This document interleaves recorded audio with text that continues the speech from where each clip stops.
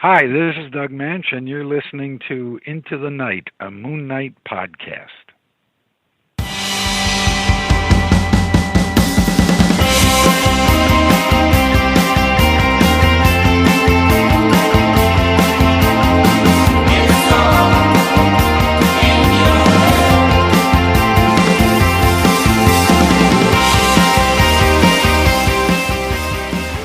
Yes, welcome back, Loony listeners. You are listening to Into the Night, the Moon Knight podcast. This is episode 137, and we are back, baby. We are in Grant Mansion again.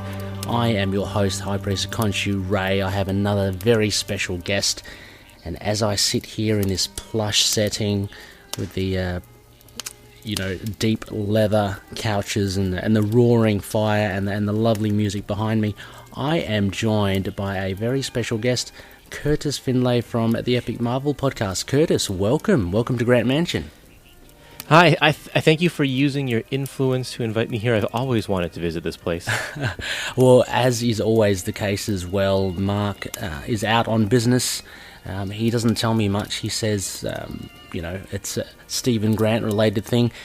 It might be a Moon Knight thing. He might be out, on the rooftop somewhere. But the fact is that we have his abode, and how are you finding it? Was the travel okay here? I mean, a few windy roads, a few misty mountaintops. It is quite a ways off the beaten path. That's what happens with these rich people. They love their secluded mansions, right? So it's quite a drive, but I found it no problem. GPS brought me right here. Excellent. Well, make yourself comfy, Kurtis. Get nice and warm in front of that fire. We'll get some drinks happening soon. I'll give Samuels a call. But anyway, before we start that, I just wanted to say hello to any new listeners, and just mention this is what I like to call an ISLA RA Sessions. So what we do have from time to time is we invite some guests over, fellow loonies, fellow fans of Moon Knight, and it's a chance actually just to get to know them a little bit more, but at the same time, the reason why it's called ISLA RA is Kurtis has brought his 4 Desert Island comic books, so 4 books he can't live without, and we'll go through that and reveal it as we go along. Now, also, there are links to the show notes, so if you want to have a little sneaky peek as to what Kurtis has chosen, just click those links, have a listen, have a read, and then come back and listen to the podcast. Or if you just want to be surprised, hold off on those links, and we shall reveal it to you one at a time. Now, Kurtis, hang on, let me just ring the bell. Okay. So Samuels will be on his way. If you're peckish, if you're thirsty, he can prepare anything. Neda can prepare anything in the kitchen. Now Kurtis, we always like to kick off getting to know our loonies, and I will throw you straight into it. Comics. How did you first get into comics? There's kind of a few parts to this story, because my interest in comics go in various different directions, as we'll find out in a little bit. But I think one of the first things that I remember, in fact, the first comic book I ever got was Web of Spider-Man number 60, and I got it as a birthday present for my 9th birthday. All right. My 8th birthday. And I actually got 2 copies of it for my birthday because 2 different friends had brought it. Can you imagine those days when bringing a comic book was a birthday present? Like, I don't think you do that anymore, really. Like, they bought it off the spinner rack at a 7-Eleven or something, and gave it as a present. I got 2 copies. Now, the interesting thing about that comic is it is right in the middle of the Acts of Vengeance storyline. Oh, brilliant. And Spider-Man had cosmic powers. Yes. And so I'm reading this, kind of experiencing Spider-Man for the first time. I'm like, wow, I didn't know he could fly. I didn't know he could shoot lasers from his eyes. Spider-Man is awesome. It must have been a bit confusing. I mean, I'm assuming, maybe 8 years old, maybe not, but did you have any preconceptions of Spider-Man just being a wall crawler, and then being thrown by all these. I think everybody knew who Spider-Man, Batman, and Superman were. That's their kind of common knowledge. He didn't have any animated series or anything on the time at TV. It'd been a number of years since Spider-Man and His Amazing Friends. So yeah, I probably just had a general knowledge of who he was, but didn't know the specifics of his powers. And so reading that one is kind of cool. But I mean, I'm pretty sure I read that thing dozens and dozens of times, and he was confused by his own powers in that comic, in that issue. So I think I probably gleamed at some point that something was different or something was wrong, but I can't remember that for sure. And then I would go to the comic book shop. I found out that there was one near me. I'd beg my dad to take me with my allowance, and I tracked down the next couple of issues and found out the rest of the story when he lost his powers after that. Right. So there you go. Is there a story behind two of your friends giving you the same issue as well? I mean, that's quite a coincidence. No? Not that I know of. I don't think so. I think it's just the fact that they wanted to give me a comic book, I guess. They just happened to give me the same one. Yeah. There is a second part to the story as well. And after that comic, I had noticed that some kids at school, they were, maybe this is a couple years later actually. Yeah, this would have been in 1990. This would have been the next year. At school, some kids were trading cards, and usually it's like basketball or hockey cards, especially hockey being in Canada. They were a big deal, and I didn't care at all for them. But then I started noticing that there were some kids that were trading cards with superheroes on them. Oh, yeah. And that really interested me. And because I've always been drawn to just the artwork in general, and I love cartoons and drawing and stuff. And so when I saw those, I was like, how can I get some? And I noticed that some of them had some doubles, and I'm like, can I have some one of your doubles? And one of the kids gave me one of his cards, and I was thrilled. That's nice. And it was Aunt May. Oh. It wasn't actually a superhero. Aunt May had her own trading card, and I got that card, and I loved it, even though it was just Aunt May, because it was like I was in their special little circle. Yeah. And so I found out that at the comic shop they sold those. You could buy a pack of 12 for $1. So I used my allowance, and I got all of these cards, and that's when I first started learning about all of the Marvel superheroes. Right. They had great pictures on the front, and on the back they had information like the real name and how many battles they fought, and what their first appearance was, and a little bio about their history. And I learned about all these characters before I'd even read any of the adventures with them. And it was such an education and made me fall in love with Marvel, and that's why I'm a Marvel fan to this day. Oh, that's fantastic. That's such a good way, actually, to get into comics, and it's quite timely because 1990, as you say, there was a little bit of a boom with trading cards. I mean, I'm not sure about the trading cards these days. If there is, I've kind of lost touch with it, but I used to collect them a lot as well, and I have a mental image of that Aunt May card because I think I've got that one as well. That actual series, it was incredible. It was great. It was kind of like a very compact handbook to the Marvel Universe. And what better way to learn about the characters, to get this excitement about them, than through the cards? Did you manage to expand your set? Did you complete it, or get the holograms and stuff? Or? Well, I got one of the holograms from the first set. Nice. I actually have 2 sets of the first 2 series now. Wow. Because I collected them, and you couldn't, like, it was a thing where it's like, you can't just buy a set off of eBay. That didn't exist. I actually collected them. I bought a pack every week, and I had so many doubles, and I'd try and trade some with friends. I think that I'm still missing 1 card from the 3rd set. Oh. And I have the whole 4th set, and then I have about half of, or maybe 3/4 of the 5th set. And by that time, the cards were getting A, too expensive, and then B, I was just not as into it anymore. Yeah. I think I was getting into high school. I mean, it's good that you mentioned eBay. I did have a look recently because I went to my parents' place and I've uncovered my card set. And, being the completionist, it's kind of like, oh, there are a couple of empty sleeves there. eBay. I wonder if people are selling, and people are. They're selling the cards individually or as a whole set.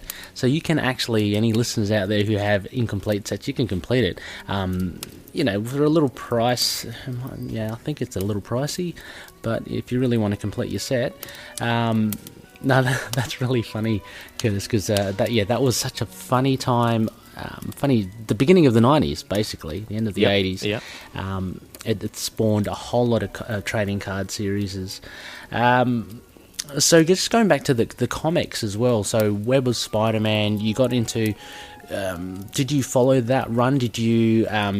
You obviously became a big Spider-Man fan. How did that kind of? How did that kind of transition you to any other of your favorites currently from Marvel? Yeah.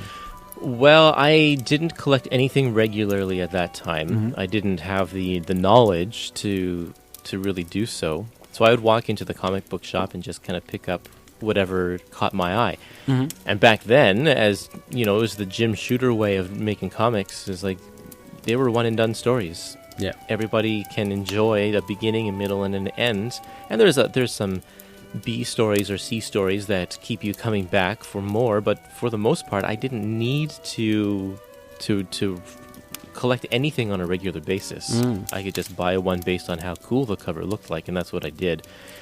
It wasn't until 94 when comics started changing and becoming a lot more serialized. And I got, as a gift again, I got the first issue of Generation X from my cousin for Christmas, and then my brother got me the second and third issue. And then as I was walking home from something, I can't remember, I stopped at the corner store and found issue number 4, and I was like, wow, I have 4 issues in a row here. Maybe I'll keep going. Yeah. And I loved that book. I loved that book so much, and I'll talk about Generation X later. Yeah. But I managed to stay on board, and I collected all 75 issues of that comic until it was canceled.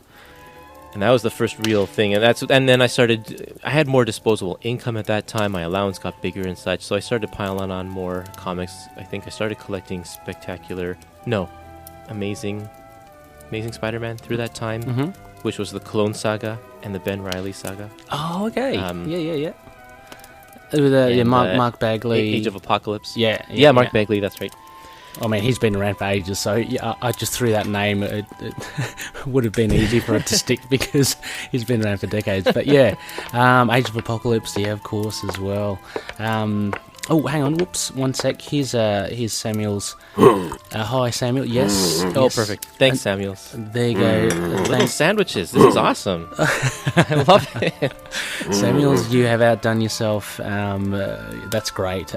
Please compliments to the chef or the caterer. Cool, excellent. Cool. Thank you, Samuels. Off he goes. He likes to grizzle, but he does really do good work.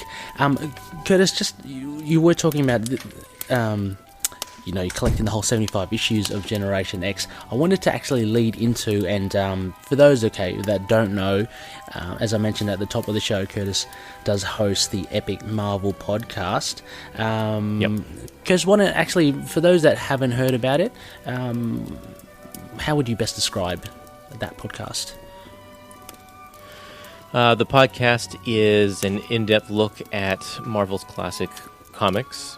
My focus is on comics that have been, pretty much from before the year 2000. Comics took a notable change. Well, they've taken a notable change a number of times through the years, but notable change in 1999, 2000, around that time, and that's kind of when I jumped off of comics for a while. Superhero comics, at least. Yeah.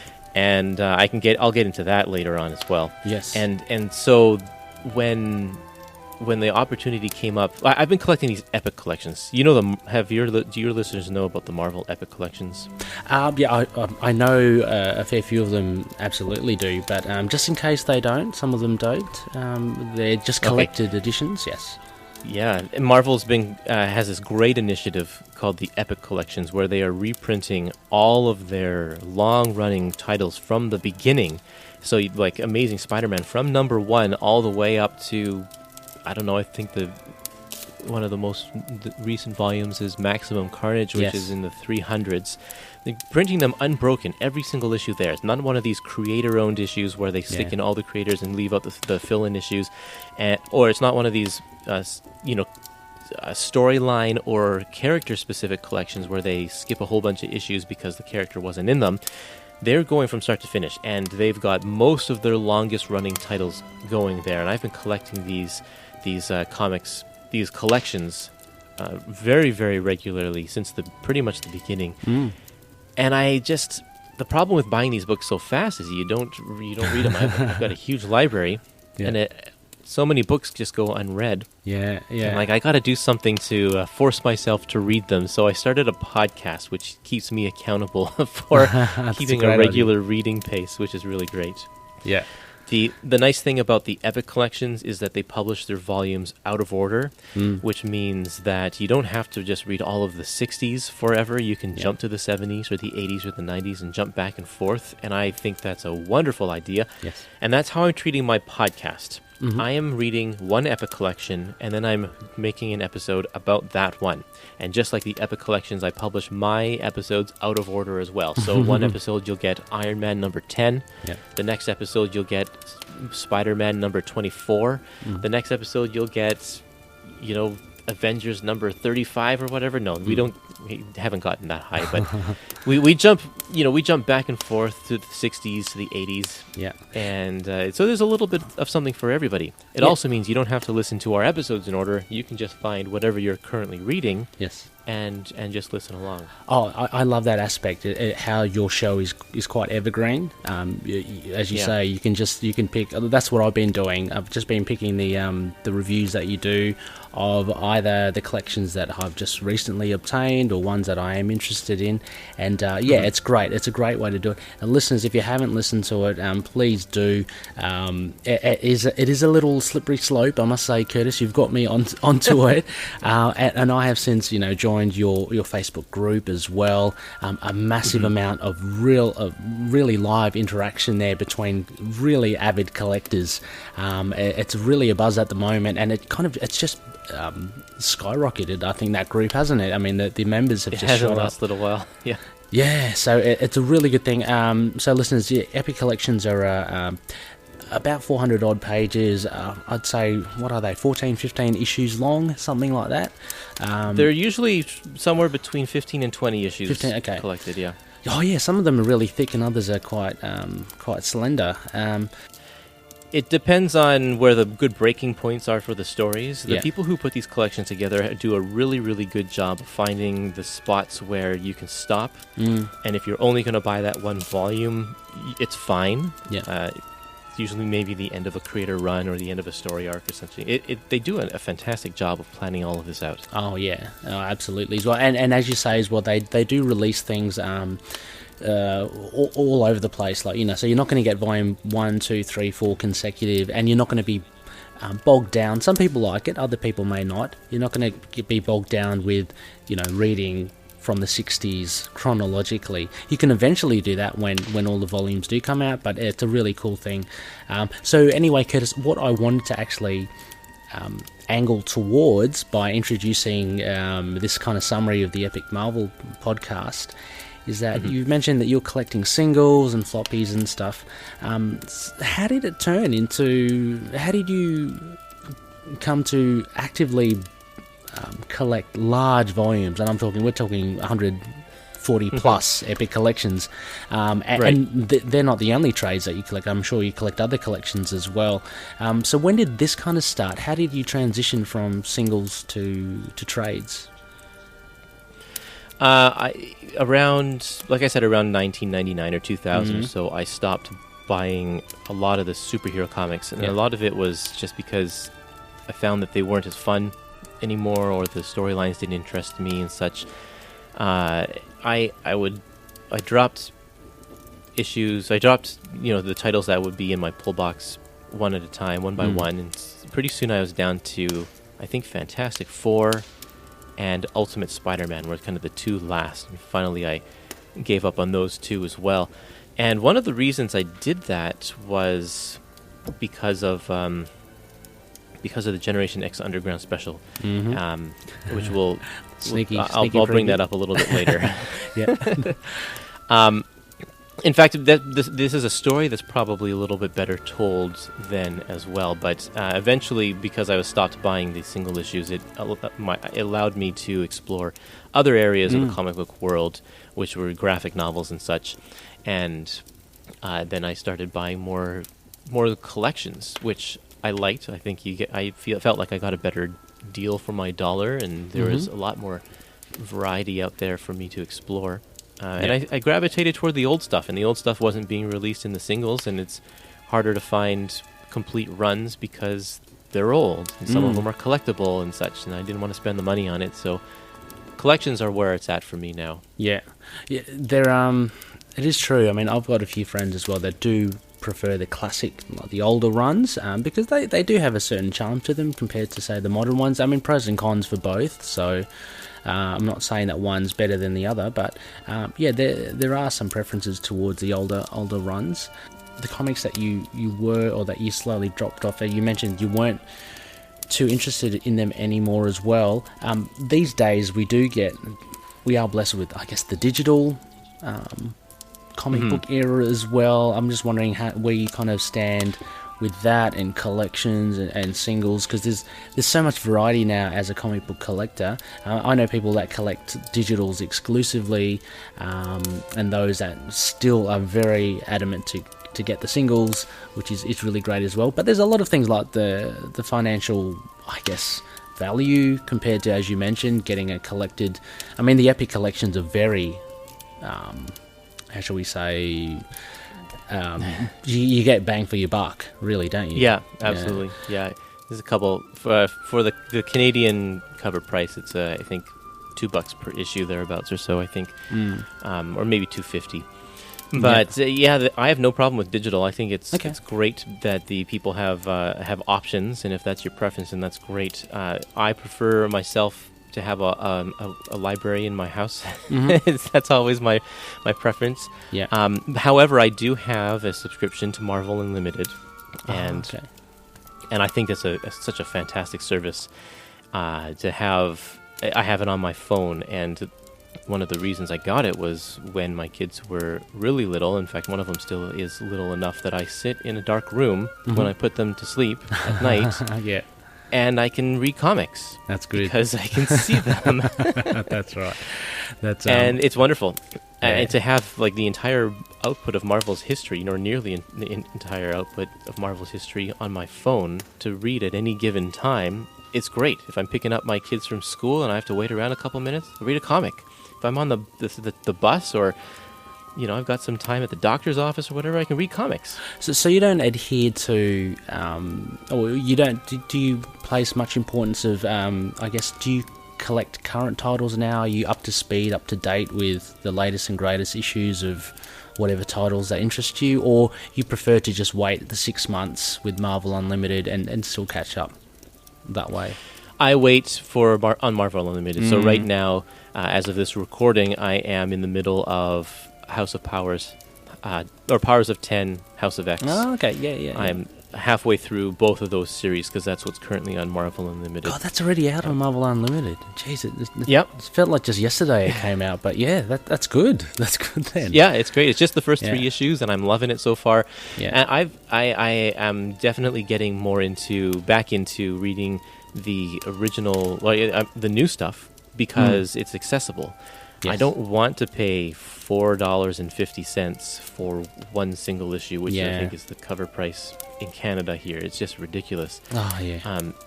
I would rather pay my $10 a month subscription or whatever it is, and I can read all of it. It's actually quite an amazing deal.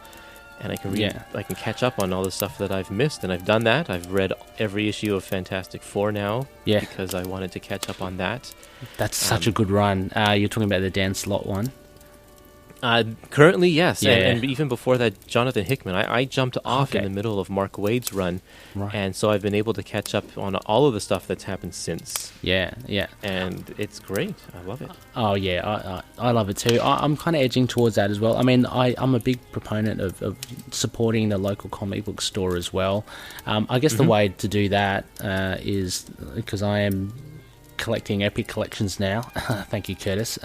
So doing a lot of them, but getting a lot of like private sales. But my LCS still stocks. I'm very fortunate. Some of the copies which apparently are low on print or next to out of print. So that's very fortunate, and I guess supporting them through that was the reason why I was hanging on to single issues, because just the industry and you hear about it, just being sure to support it, and I love reading the comics, like having the comics in your hands, but to be honest, I'd be more likely to go back and read a collected trade, and reread that more than to sift through my long box and find a particular run, just because it's a lot easier to pick something off the shelf than to kind of flick through your long box. That's one of my main issues, is like I've got so many little boxes of comics here, and I have these issues like of, let's say, the Cosmic Spider-Man stuff, but when I go to read it, I have to dig through. Well, first of all, they were in storage, and because I don't have space for that, and I have to dig through it. I have to find the box that I want, pull out the box, flip through the box to find the issue that I want, take the issue out, take it out of the plastic, read 20 pages, put it back in the plastic, get out the next one, take it out of the plastic, and you read another 20 pages. I'd much rather just take a book off of my bookshelf and start flipping through it, and that's. I have a nice big library. I'm fortunate to have a house with a space that I can have all of these books out and available and easy to access. Yeah. So I'm slowly starting to, as I get these epic collections of single issues that I have, I'm starting now to sell those runs. Sell them, yes. I think I saw that on the group that you were saying that you're auditing and then kind of selling them off, which is a good idea, I think. I mean, they've served their purpose. They've done their thing for you, and now you've got another version of it, which is cool.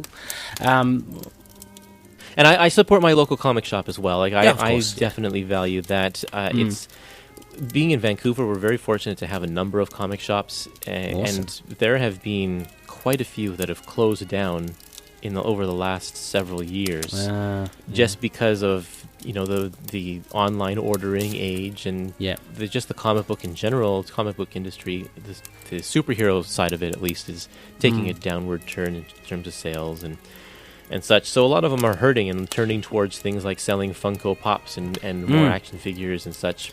That's so right. I buy all of my Epic collections through a local bookstore, and then I try to give a local comic shop that has just started up in a couple of years. They're called Eighth Dimension Comics. A number of I try to buy stuff from them so that to help them out, because they're not as established as some of the other comic shops around town. Okay. So up until recently, I was collecting DuckTales from IDW in single issues. Yes. Because I'm a big fan of DuckTales. We'll get into that later as well. And just because I wanted to have something in my pull box for them. Yeah. I also collected the single issues of Mark Waid's History of the Marvel Universe miniseries. Which is so good. It is, yeah. Fantastic. Especially for fans of all of classic Marvel. The way he fits everything together. Yeah. Just great. The artwork is unbelievably magnificent. Yeah. And it's recently been collected in a treasury size edition. I saw that. Which larger than oversized. Which have you got that? That artwork needs it. I haven't seen it in my hands yet, but if anything deserves a treasury edition, it's that. It's just so good. And it's quite cyclical as well. I mean, you're mentioning about the trading cards that kind of got you into comics, and now the history of Marvel Comics has kind of grabbed your interest. So I eat that stuff up. And I just love the history stuff. I love the history of comics. Yeah. And I have so many like old comic strip collections that date back to the early 1900s. And wow! When I say I love the old stuff, I love the old stuff. Yeah, jeez. I buy a ton of old comics. Those are the only single issues, like the bulk of, other than those new 2 series, which pardon me, which are actually over, so I don't even collect those anymore. Yeah. I buy a lot of old stuff that is not going to be reprinted anytime soon. I've got a big collection of old Disney comics. That's so cool. I'll pick up the old Charlton or Dell comics that you won't see these things collected because they're licensed properties or no one cares about them. I've got so much like really old stuff. Yeah, nice. That's great. That's great. I mean, yeah, that's cool. Look, Loonies as well. We are slowly edging towards Kurtis's books, and a bit of I've got a couple of questions on Moon Knight here for you, Kurtis, as well. But okay. It's such an interesting. This talk is so interesting as well. I just wanted, just before we get into that though, I just want to get your take on, because I have seen you featured on it's a YouTube channel called Near Mint Condition with Omar. It's great. It's like it's like watching Titans come together, you know what I mean? Like you got Kurtis from the Epic Marvel podcast, and you've got Omar chatting away, knowing their stuff. Are you a big omnibus collector as well, and do you have much in your library? I am not an omnibus collector at all. Okay. My opinion on that one is just that I think they're too big for me. I've got a lot of big books, and I have to choose which big books I get carefully, because I actually don't enjoy reading big books. They are a bit clunky to read. I mean, yeah. I think the Epic collections are my sweet spot in terms of comfortability. They're easy enough to read. I also get intimidated with books that are more than 500 pages. Even that seems like, I don't want to start it because I don't know if I'm going to finish it, so why bother starting it, kind of thing. Yeah.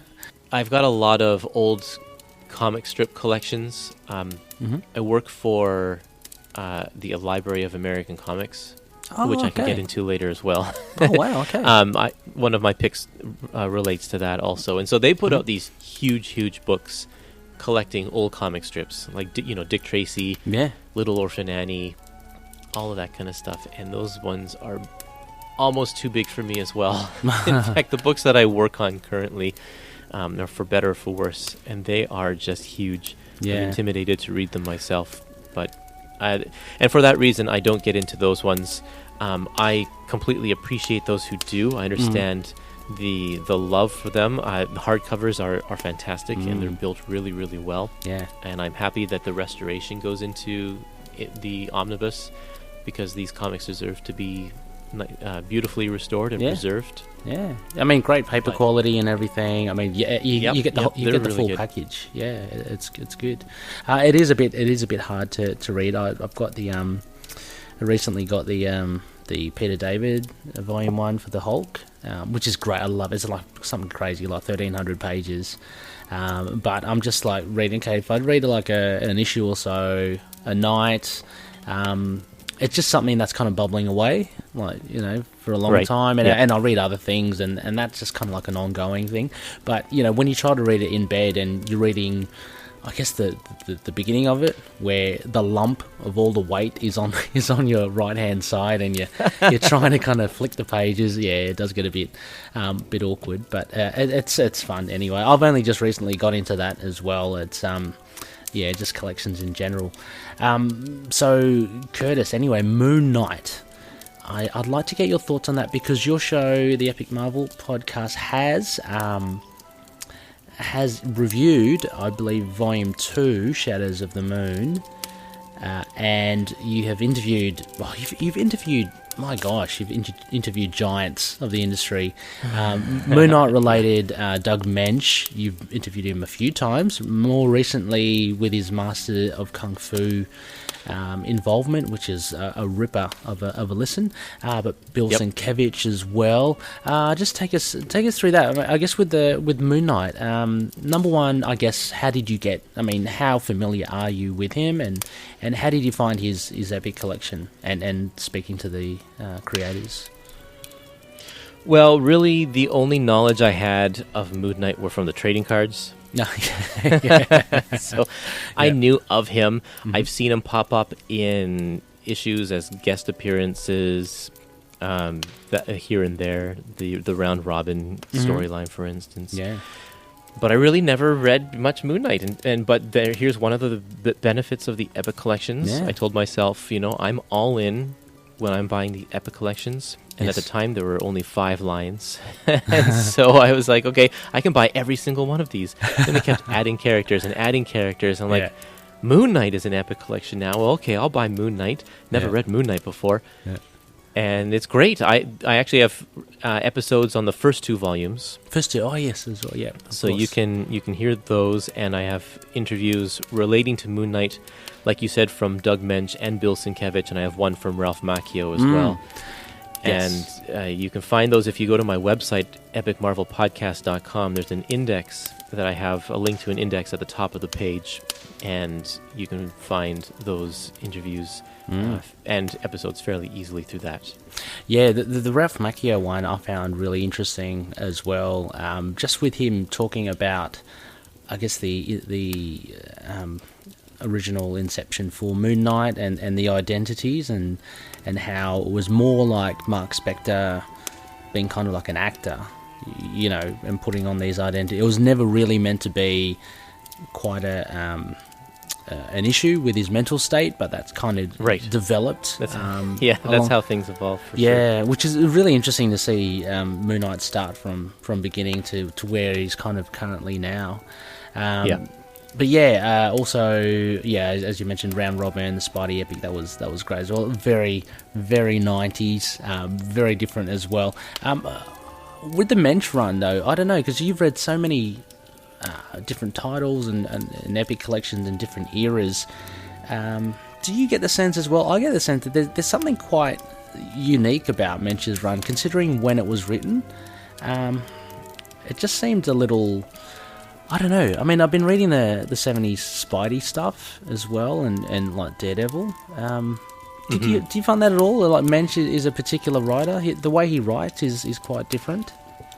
It is, definitely. Now, he gets his start in the old EC comics.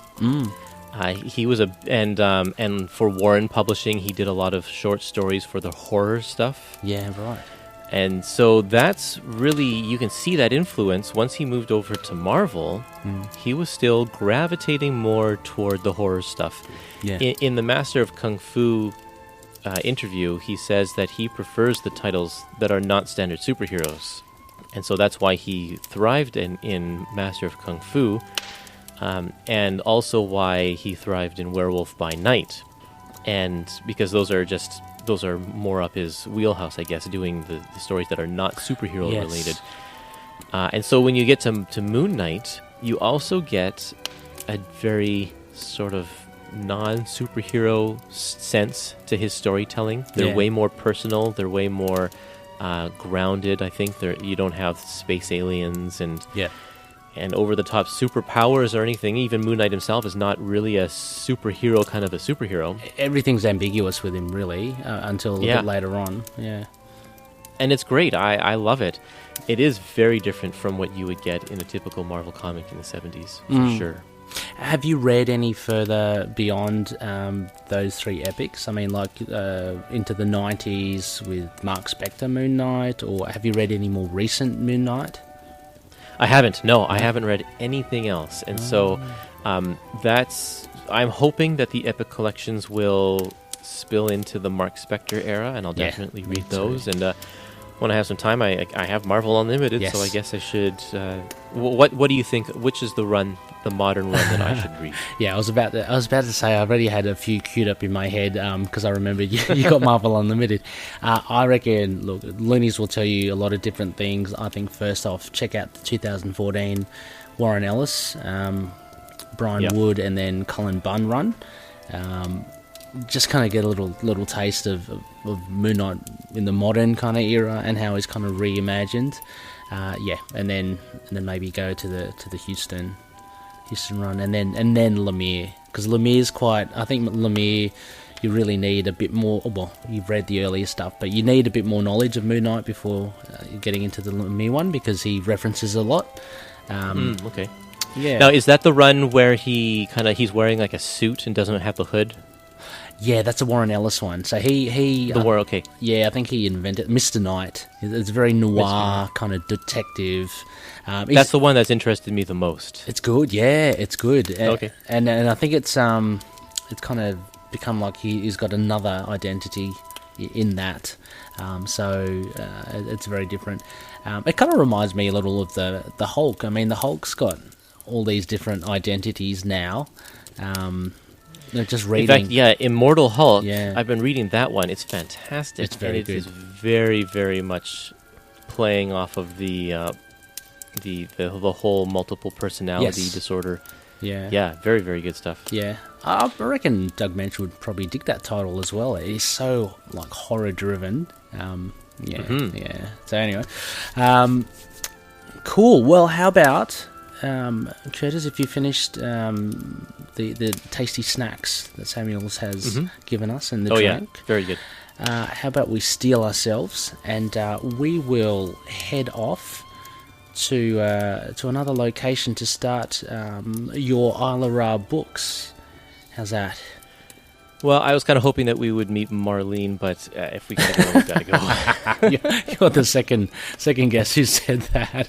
Look, yeah, Marlene, she's wonderful. Definitely. Hopefully, maybe one day. But why don't let's jump into the mooncopter and we'll fly away and we'll take a short break, loonies. And when we come back, we will talk all about Kurtis's ISLA RA books. Catch you then. We Are Venomaniacs is the Venom Site official podcast for all of your symbiote news, reviews, and point of views about Venom-related comics, movies, television, animation, and merchandise. We are available on Podbean, Spotify, Apple Music, iTunes, Google Play Music, and YouTube. Join us, won't you? Hi guys, this is the Completely Inappropriate Podcast. I am Tony and this is Frank. Do you like having inappropriate conversations? Yeah. Yeah, no shit. That's why we have the Completely Inappropriate Podcast. We like to talk a lot of bull. You need a place where you can have completely inappropriate conversations in your ear holes. Then come to us and let us fill them up. Every Monday and Wednesday, wherever podcasts are available. So this is a Completely Inappropriate Podcast with Tony and Frank. Reminding you to Be excellent to each other. and find your happy people.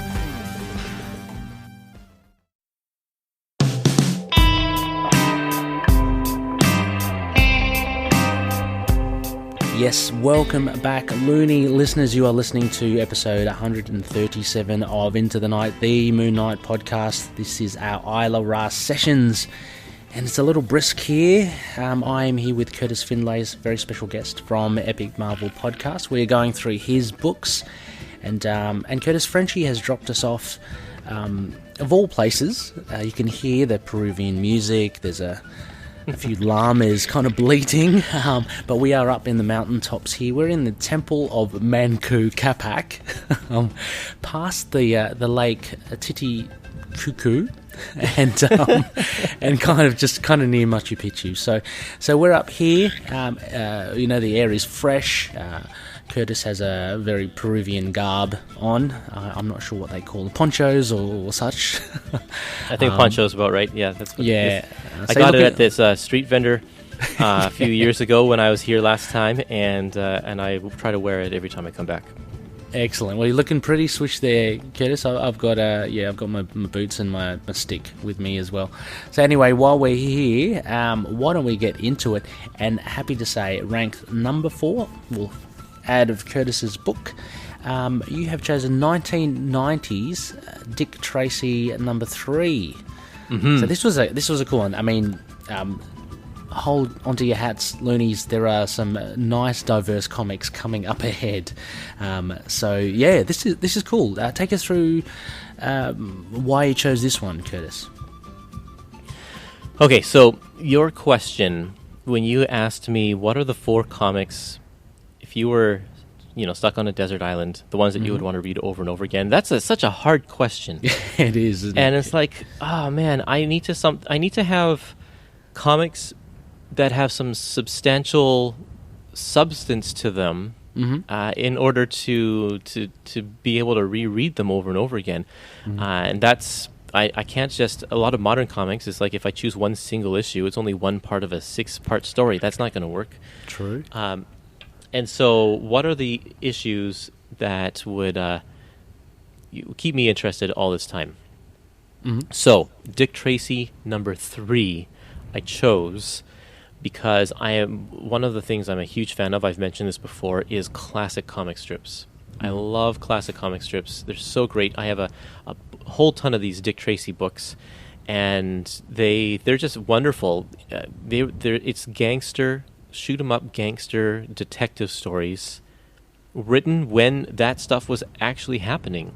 Dick Tracy started in 1927, and so the stories, a lot of them were just literally ripped from the headlines. And then he got into his phase where he started coming up with these bizarre, grotesque villains, a Batman rogue gallery kind of a villains gallery, and they're just great fun. But I couldn't put one of those books on my list because it didn't fit your criteria. So I chose Dick Tracy number 3, which is an adaptation of the Warren Beatty movie that came out in the 90s. Yeah. What did you think of the movie itself, being a fan of the comic? Like, I mean, not this particular, I mean, Dick Tracy in general. I like the movie a lot. A lot of it has to do with nostalgia because I loved it when I was a kid. That movie was so big in 1990, and I just remember all of the hubbub around it. And my brother that year for Halloween was Dick Tracy. Oh, cool. Yeah, it was really cool. And I remember the toys that came out and the promotions that went along with it, and I just ate it up. Yeah. And that was before I even knew the comic strips. In fact, the movie is what inspired me to seek out the comic strips as well. I found a copy of a book, I think it's called Dick Tracy Case Files, at the library that had a whole bunch of old Dick Tracy stories in it. Right. And that partly put me on my path to learning more about the old comic strips and getting more involved with them. And this comic in particular was one that my brother and I had when we were kids. I don't remember where we got it. Probably got it because of the movie at some point. And I read it over and over again. And it's a thick book. It's like, I don't know, 90 pages or so. And it's a really good adaptation of the film, which I think is a really good adaptation of the comic strip. Now, the movie plays up the campiness of it. Yes. And plays up the wild, it has the wild colors in the background. That's how the buildings I remember it. have all these reds and greens and blues and whatnot. And just Dick Tracy's yellow was very striking, I just remembered. Mm-hmm. Yeah. And that, but I loved it as a kid, and at that time, comic book movies weren't a thing. Absolutely not. Nobody put any stock in, other than Superman, nobody put any stock into making comic book movies. Batman had come out the year before that. It was an unexpected success. Yeah. And so when Warren Beatty took control of this movie, he's like, I want to make it look like a comic book. And how do you make it look like a comic book? You bathe it in all these garish colors to make it look like a comic book, which is funny because Dick Tracy, the comic strip, was all in black and white. Black and white. Yeah. Except for the Sundays, which were in color, but it had a very modest color palette. Yes. It didn't look like what Warren Beatty had evolved the comic book into. So, but I didn't care. I didn't know anything more than that. And so I think nostalgia really plays high for me for this movie. I don't know if people who watch it today for the first time enjoy it, but I sure enjoy it. I love it. Yeah, I'd love to re-watch it as well. I mean, I saw it back in the day. I think I saw it in the movies as well, and I remember the whole hubbub about it. I mean, big stars, Warren Beatty, Madonna as well as in it. So it did generate a lot of groundswell, and I guess the success of Batman the year before would have played some part in getting this produced as a movie and having studios find interest in doing it. had come across Dick Tracy only in the only in the newspaper strips, in our weekend paper. So I only just fleetingly kind of read it amongst other comic strips, and then when I heard about this movie, I was like, oh, that's pretty cool. And funny that you mentioned about the colours, because that's so true. It actually reminds me, just in my mind, I'm playing it with, I don't know if you ever watched The Flash TV show back in the 90s. It was around this time as well. Yeah, very, very colourful. Like, if you ever watch that again, that's like ultra dated, because the sets and everything were just so vibrant, big colours. I can imagine that would be what is happening like here in the Dick Tracy movie. I'm going to have to look it up and watch it again. And also as well, you mentioned the Rogues Galleries. That was most memorable for me for the movie. Just seeing the makeup with all their, their prune face and mumbles as well and all that. Interesting that this is issue 3 though, Kurtis, right? Because this is literally kind of the whole movie, right? I mean, this is the adaptation of the whole movie. So what was, do you know what was before in issues 1 and 2? So issue 1 and 2 are like prequel comics, basically. Okay. They tell the story before the movie, and a lot of the threads that are already going on in the movie, like with Big Boy's casino and his relationship with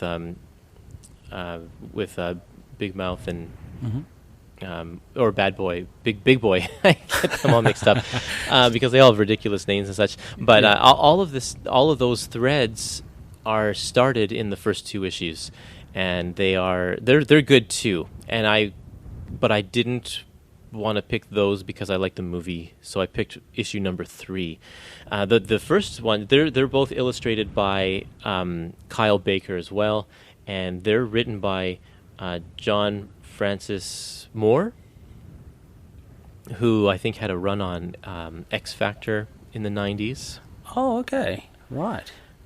He's the one who, he put Mystique on the team and such. Got Havoc back involved with them, so this one though, the adaptation, it's adapted by the same 2 people, and they do a really, really good job. And I have to speak about Kyle Baker's artwork because it is so different than what you would typically find in a comic like this.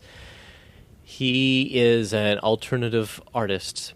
Did a lot of underground stuff for a DC imprint called Paradox Press. When DC was kind of getting into the more alternative comics or underground comics, Kyle Baker did a couple of books for them. One was called Why I Hate Saturn. Another one was the Cowboy Wally Show. And they're just very strange, offbeat comics that are they're both. I love them both a lot. They're not for everybody. They're very specific in their style of humor and their style of art. But if you're looking for something different, definitely check out those. Kyle Baker has this style that's very 90s graphic, if you can understand what that means. Oh. it follows a lot of the trends of just modern graphic style of the 90s with the huge angular kind of style, a lot of open spaces and I don't even know how to explain it, really. You have to see it to understand. But it fits. It does, actually. I mean, when I first looked at it, when I was looking at the copy of issue 3 and the front cover is very much kind of a Warren Beatty-looking Dick Tracy, kind of very movie polished poster. Then going into the first couple of pages, like, oh, okay, this is going to be a different. This is a very kind of underground looking comic, but there is a certain charm to it because the characters are larger than life. I mean, I'm looking at Flat Top and I'm looking at all the other. What's the other one? Wrinkles or something? The brow. The brow, that's it. The brow. Oh, prune face. You're thinking of Prune Face? And Prune Face as well, and Little Face. I mean, it's just hilarious. But there is, it is a very, it's hard to describe. It's very stylized. It's kind of simplified as well, but in no way does that detract it at all. It has this kind of very old school feel to it, and the colours are very, I feel, they don't try to do too much. They're kind of nice, vibrant, flat colours, So they kind of give that kind of sense as well. That add that style to the panels. But yeah, no, the art was one of the big things I wanted to raise here. Very much enjoyed it. I recognised it all came back to me as I was reading this, Kurtis. Like, oh, good. Al Pacino, wasn't he? He was in it. Yep. Was he? He was Big Boy or he's bad, Big Boy. Big Boy. Yeah. It's like, oh yeah, I remember him. He had the big nose and the moustache and stuff, and the kid as well. Now, do you remember who the kid was by any chance? The actor? Yeah. I don't know the actor's name, but he. I think he's a lawyer now. Oh, okay. I don't think he went on to do any big movies or anything.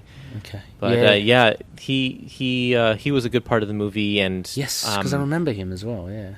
I think Robert De Niro's in it also. Oh, is he? Okay. Yeah. And well, super big stars. stars. There's just some great things with the movie, and like you say, the colors in it are very specific, and they work definitely to give a nod to the way the movie looks, but it also creates a great visual style for the comic book. And like you said, the comics, the art style is stylized and simplified, and the flat colors really accent that to give it a more old school 4-color kind of look to it, which is great because Dick Tracy itself is an old comic. Yeah. Chester Gould, the original Dick Tracy creator and artist and writer, he has a very, very stylized look as well, and it's very specific to the period that he was doing comics. And so to have Kyle Baker have a version of Dick Tracy that is, I would say, is sort of a blend between what Chester Gould did, the stylized nature of Chester Gould's work, plus bending it a little bit more toward the realism for the movie universe. It's a perfect blend. I think it works incredibly well for this style. And Kyle Baker himself just has a really, really good sense of storytelling and composition in his pages. And I think of the first 2 pages. You mentioned the first 2 pages where all you see in the first page is Dick Tracy picking up his effects off of his desk, getting ready for going to work. Yeah. And then the second page, or maybe it's the third page, I can't remember, of him in the movie theater getting a call, and he has to step out of the movie theater, and you just see his silhouette. It's a fixed camera shot, it told in 6 panels of him leaving the movie theater. And it's just great staging, and Kyle Baker is really good at that. It is good as well because he actually restricts it to of the staging within the panels without having to really add any extra flourish to the layout of the panels, because the panels are pretty conventional. So there's nothing, but it's what he does, like within each of the panels. He moves I guess you call it the camera and stuff around. So no, really cool. He doesn't mind playing with perspectives as well, which is good. It does have that what would you call it? It's there was an art term for it. Is it expressionism, where the perspective isn't correct, but you get the sense of it? I don't know what the exact term is on that one, but yeah, I know what you're talking about, where he plays with the extremes, and which is the great thing about comics is you can do that and it's acceptable. It works. Yeah, and you can actually get the shot that you kind of want, because in reality, if you stick a camera in that, you're not going to see everything because, just the way the eye works and everything. So so it's really cool. He does take some and this it doesn't shirk away from a little bit of violence as well. I was just flicking through here that one of the police officers just gets blatantly shot in the back. And who was that other dude? He was having a shower. The concrete mixer from Big Boy as well. So all these kind of very gangland touches are very cool. I have to make a correction. The adaptation here is written by Len Wein. Oh, Len Wein. I thought, John Francis Moore did the first 2 issues, but Len Wein did this adaptation here. So I just wanted to make that correction there. And one of the interesting things I think is fascinating about this one is, and you probably didn't even notice this when you were reading, but there's no narration. There are no narrative boxes at all to indicate what's going on or to change the scene or, like the next day even or anything like that. There's nothing. It's all just dialogue, and the pacing is all dictated by the flow of the panels. It's really, really neat. And so you get a real sense of the cinematic quality of this book because of that, I think. Oh no, for sure as well. I was just thinking because didn't the first 2 pages have but it was actually the radio, right? So the radio, yep. Yeah, instead of doing that. So I thought actually it was very, very well written, without cluttering it up with too much dialogue. Because I guess it'd be one of the traps would be if you do an adaptation, to try and fit everything in with what the movie kind of does. So there's enough room there for the art to actually tell the story. There are actually a couple of, especially I guess towards the faceless person, the mystery person that we see later on. There's just it lets the visuals do the work rather than actually having to tell the story. But yeah, no, really cool. And I think just finally here, I'm just trying to find her name. She was the Madonna. Breathless. That's right. Pretty some pretty steamy stuff. Pretty steamy dialogue between the two, I think. Yeah, her character is one of the main reasons why I haven't shown this movie to my boys yet. It gets a little intense in the movie. It does, and my gosh, Dick Tracy, he's quite the upstanding guy. She pretty much throws herself at him, but he's in love with someone else. Miss Trueheart. Is that her name? Yep, Tess Trueheart. Yeah. Okay. Man, if you haven't read the comics, you got to read the comics because there's just some fantastic stuff in there. You got to seek out any of the stories from the 1940s. It's Chester Gould's best period, and it's just wall-to-wall action. The violence is over the top, and it's a comic strip, so it's not going to be like ultra gory or anything. But Dick Tracy is way more of a rough 'em up, hard knocks, like just guns blazing kind of a character than Warren Beatty makes him out to be in the movie. That's for sure. Okay, yeah, because he's very, and in this issue as well. And this was the impression that I got in the movie that.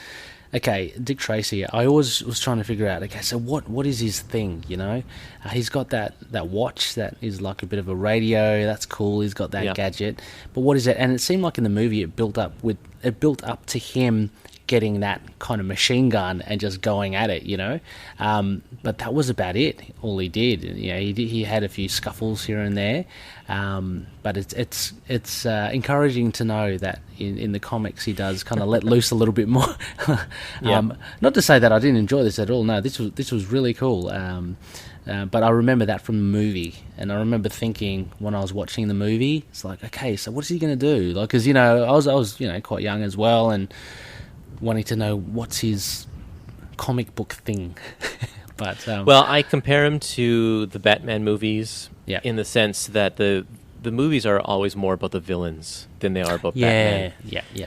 And so Dick Tracy's that way, as the movie is that way as well. It's way more about the villains and about the other characters than it is even about Dick Tracy himself. But if you go read the comics, the original comics, then you'll get a much better sense. Because Dick Tracy's a pretty different character there, and it's just way over the top fun, that's for sure. That's awesome. Actually, I see, funnily enough, we are at this temple, and you will understand, Loonies, why we are at this temple, but there's a car pulling up there, Kurtis. I see a little bit of a fracas there. There's flat top. Distinguishable. A few shots being fired here, Kurtis. Let's run around the corner. And let's have a look behind the great temple. Okay, we're okay now. Okay, bullets flying. I think we're safe. They're gone. Let's look onto your number 3 book here. And the reason why we're here is because of Uncle Scrooge, 219 from the year 1953.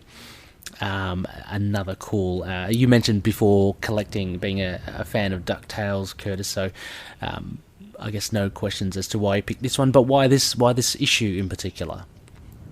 Well, this 1953 this comic is actually from 1987. This particular story is from 1987. Oh, okay. The character, though, Scrooge, dates back way longer than that, to the 40s, and so he's had a long history. One of my favorite cartoons growing up was DuckTales. Mm-hmm. Absolutely, I just loved that show so much. And can I ask? Sorry, Kurtis, can I ask? Have you got Disney Plus now? I'm sure you do. Oh yeah, I do. And Okay, it's sure. great. I mean, I've had the DVDs, and it's been nice to revisit the episodes that have not been on DVD. And okay. And I love the new DuckTales show that's out too. It's just it's really great. Also, love watching that one with my boys. And I've been a big fan because of that show. I've been a big fan of the comic books for a long time. Uncle Scrooge has a huge comic strip or comic book history dating back way far. And he's actually really popular in Europe. Right. He's huge popular in Europe. And so to this day, there aren't very many Uncle Scrooge comic books made in the United States, of new material at least. But in the UK and in certain Scandinavian countries, yes, a lot of new Uncle Scrooge comics are being made. And so this comic, though, in particular, I chose because it is the very first story by a guy named Don Rosa. Okay. And he was a guy who was a huge fan of Carl Barks, the guy who came up with Uncle Scrooge and his universe, the whole concept of Duckburg and such. And so Carl Barks retired from comics, and Don Rosa sort of took up the reins of telling Uncle Scrooge stories in the style of Carl Barks, and kind of keeping that whole legacy alive. Right. And this story is his first story.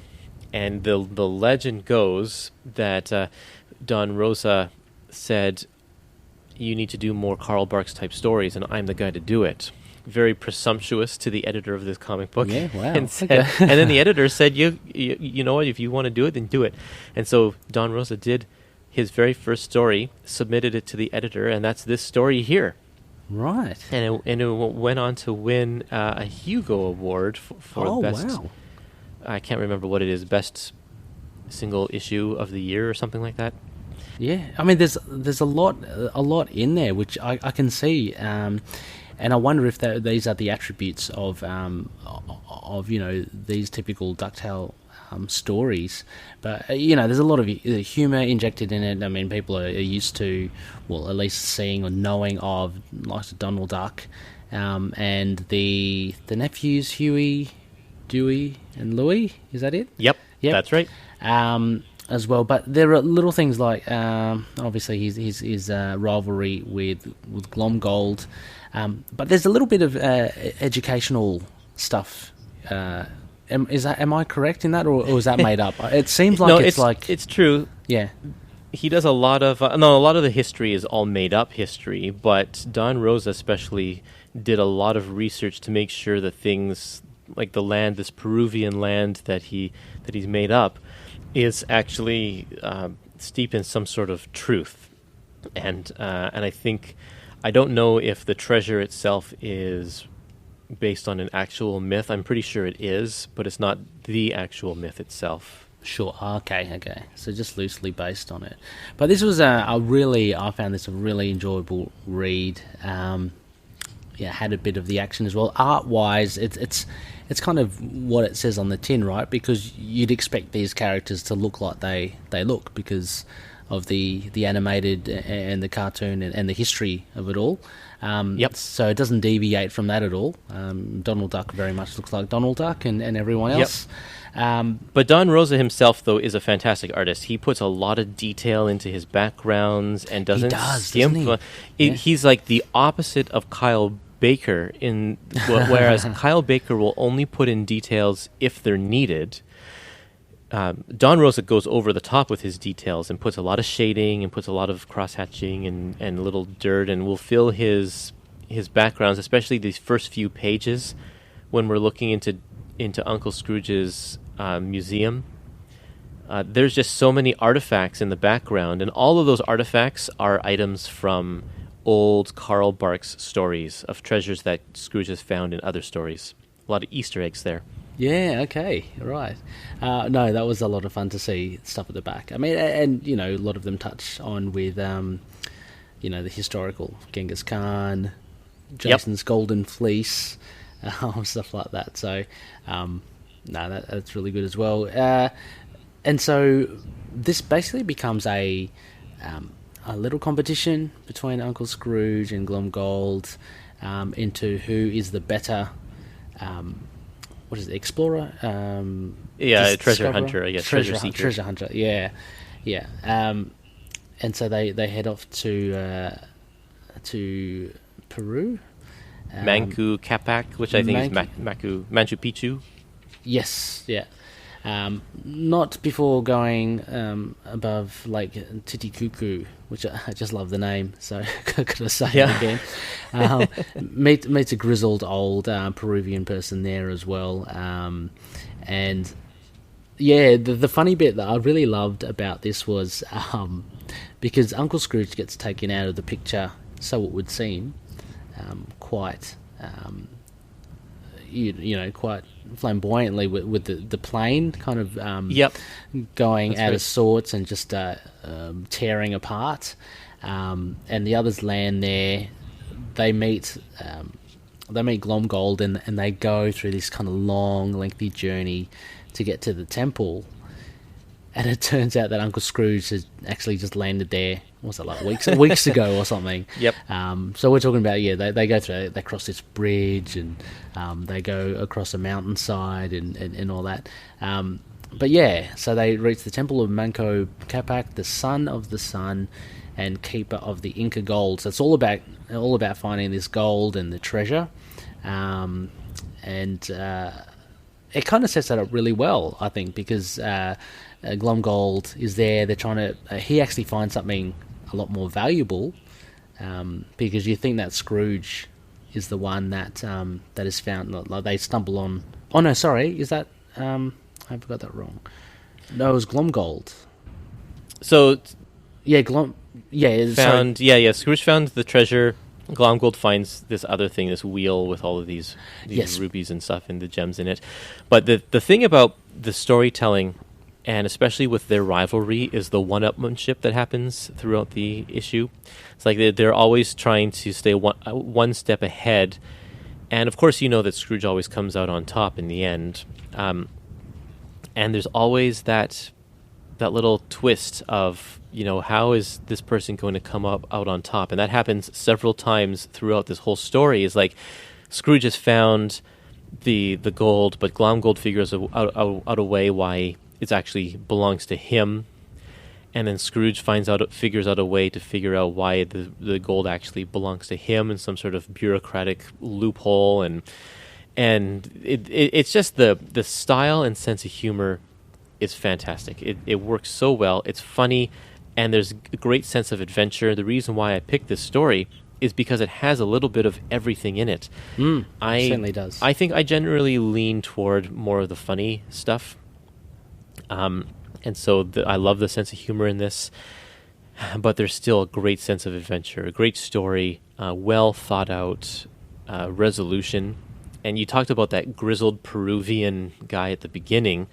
The reason he's there is to set up the end gag, and the whole story sort of comes full circle, and it's just a wonderful way to end the story. Yeah, no, it's really good. And talking about comedy and all that, the humour, poor Donald Duck seems to be the butt of a lot of the jokes. He seems to be like the dare I say, the dim-witted one, as opposed to Uncle Scrooge and his nephews. So it's always fun to see Donald try to achieve stuff. But yeah, again, as you say, there's a lot of stuff in here. I think very clever that the way this jewel-encrusted wheel kind of just pops off, and it falls onto that geyser, which which just forms a little bit of a pressure pressure pot in the whole temple. So it's just wacky stuff. And they kind of do they hang on? There's a thing. Yeah, the thing blows up.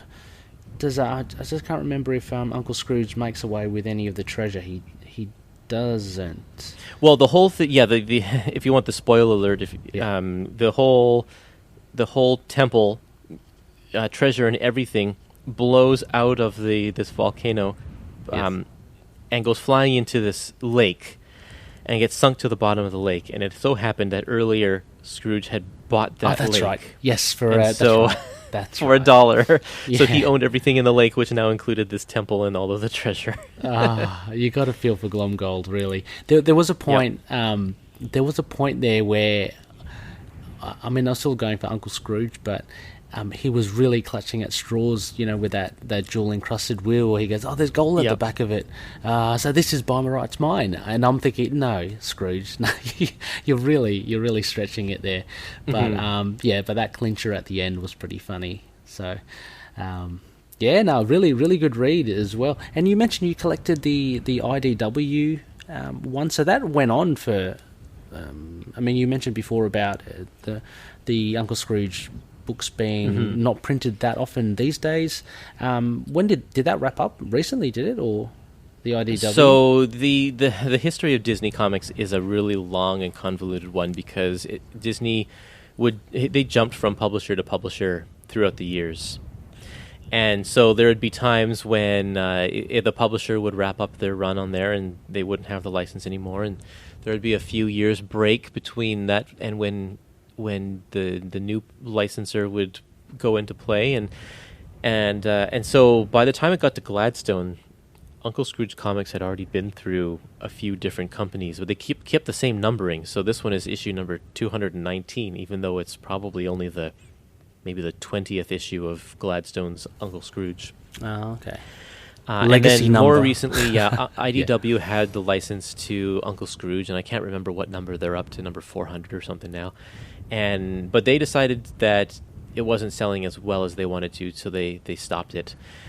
There was a DuckTales comic that IDW did that was based on the TV show characters and the TV show stories. That's the one that I collected. Okay, so sorry, are they different from the? They are different, yeah, because the TV show has their own character designs. They have their own set of stories, their own universe that they're creating to tell stories. And so those comics, the DuckTales ones, are completely based on the adventures of the new cartoon series.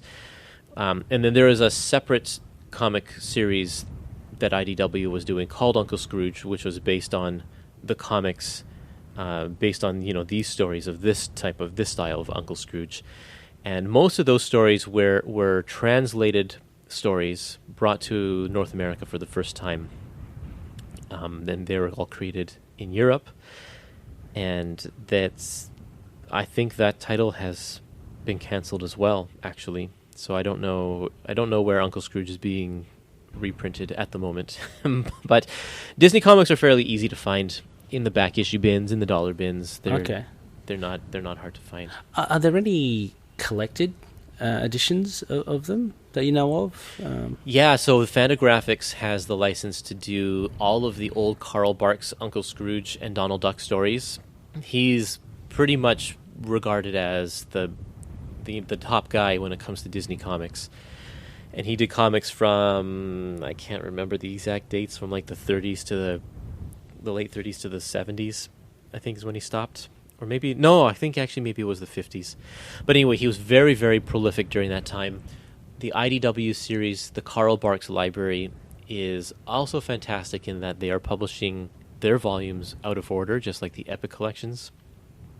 And so they, and the continuity is not important in those old comics anyway, so it doesn't really matter. So you can pick up any volume and dive right in and have a great time. So I think that the whole series is going to be like 30 volumes, and I think they're just over halfway maybe now. Maybe they have 14 or 15 volumes. Yeah, I mean, because I can't imagine, as you mentioned, I can't imagine there being long, sweeping arcs and stuff. No. There's not. They're all short stories. Yeah. They're all 10 pages or 20-page stories, And sometimes there's continuity. Some characters will come back or they'll revisit a place, but there's no continuity, really. Fantagraphics also does 10 volumes of Don Rosa's stories, Duck stories. Yeah. And that's the complete series, the complete Don Rosa series. And a lot of those stories continue from Carl Barks's stories. Like, they'll revisit the same stories and characters and locations. But again, you can pick up any volume and be okay with it. That's good. I mean, and that's a great thing about it as well. You don't have to. I mean, the weight of wanting to crack into comics, let alone where to start in the big two, it seems quite daunting for a lot of people. So it's quite refreshing to just be able to, I'm just going to pick it, whatever, just read that, and that's good. Anyway, I think Kurtis, it's probably time that we go into your top two, your last two. So before we go on to a little break, we have another mode of transport here, and our pilot. Yes, it's Scrooge McDuck. Hello, how are you? Oh, right. Oh, wow. This is a good surprise. Yeah, he's flown back after acquiring Lake Titicucu. Good riddance to bad beagles, I say. And all the stuff in the, he's decked out now with a lot of money. He always has been, and he's going to fly us off to our next destination. So, you got your rucksack, Kurtis? You ready to go? Yeah, I think based on his flying, his comic, I'm not too thrilled to be getting on this plane, but I guess we'll go for it. Now, just hold your horses. Exactly. We'll just double check our seatbelts and let's hope that they hold. So, Loonies, when we come back on the other side of this break, we'll be looking at Kurtis's top two books. Catch you then. Hey there everyone, I'd like to tell you about the YouTube channel I Am Your Target Demographic. If you're a fan of comics, we have plenty that you'll enjoy over there, including a series called Heroes Like Us that explores comic characters of all sorts of different identities. And we even have a series that defines words that are used in nerd culture that you may not know what they mean. So you can check us out by heading to YouTube and searching I Am Your Target Demographic, or look up IAYTD on any social media outlet.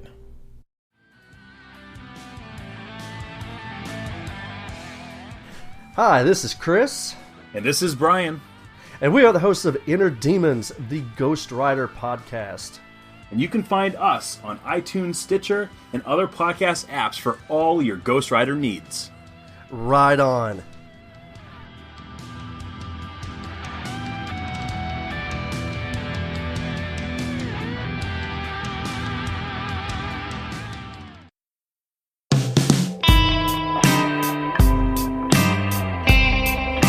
Yes, Loony listeners, we are back. This is the ISLA RA Sessions on Into the Night, and I am with very special guest Kurtis Findlay, and we are going through his Desert Island books. We have gone through his other picks, Dick Tracy, issue 3, and Uncle Scrooge, issue 219, and we are at the last two here.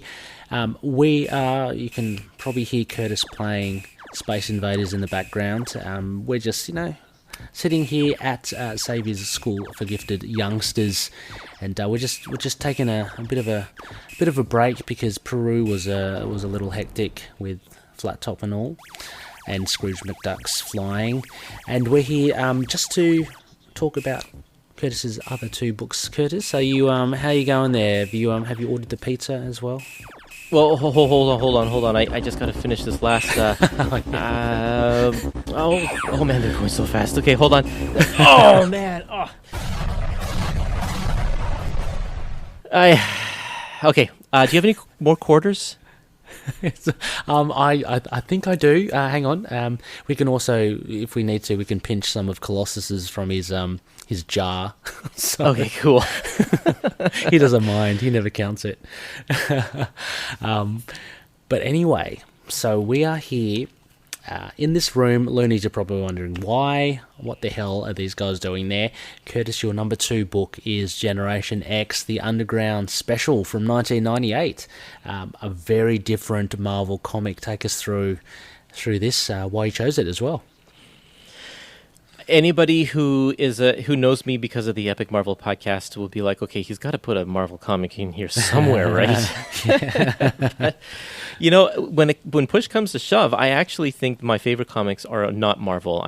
But I do love Marvel. Mm-hmm. But this comic in particular, I've already mentioned Generation X, that I collected that series from start to finish, and that included all of the bonus stuff that came out. And so this comic, Generation X Underground Special, came out as a kind of a surprise, and it's like unlike anything Marvel has ever done and probably ever will do. It is so fascinating, and I connected with this comic in a very, very special way because, first of all, I'll explain what this is here. Generation X. So I have an interview on my podcast with a guy named Jason Liebig. And Jason Liebig was the editor of several of the X books through the 90s. It's a great interview if you want to learn a little bit about what Marvel was going through behind the scenes during the late 90s, what led to to the Heroes Reborn era of some of those titles. Yeah. And he had the opportunity to work with Jim Mahfood to do this weird comic that was basically an indie or alternative comic using Marvel characters.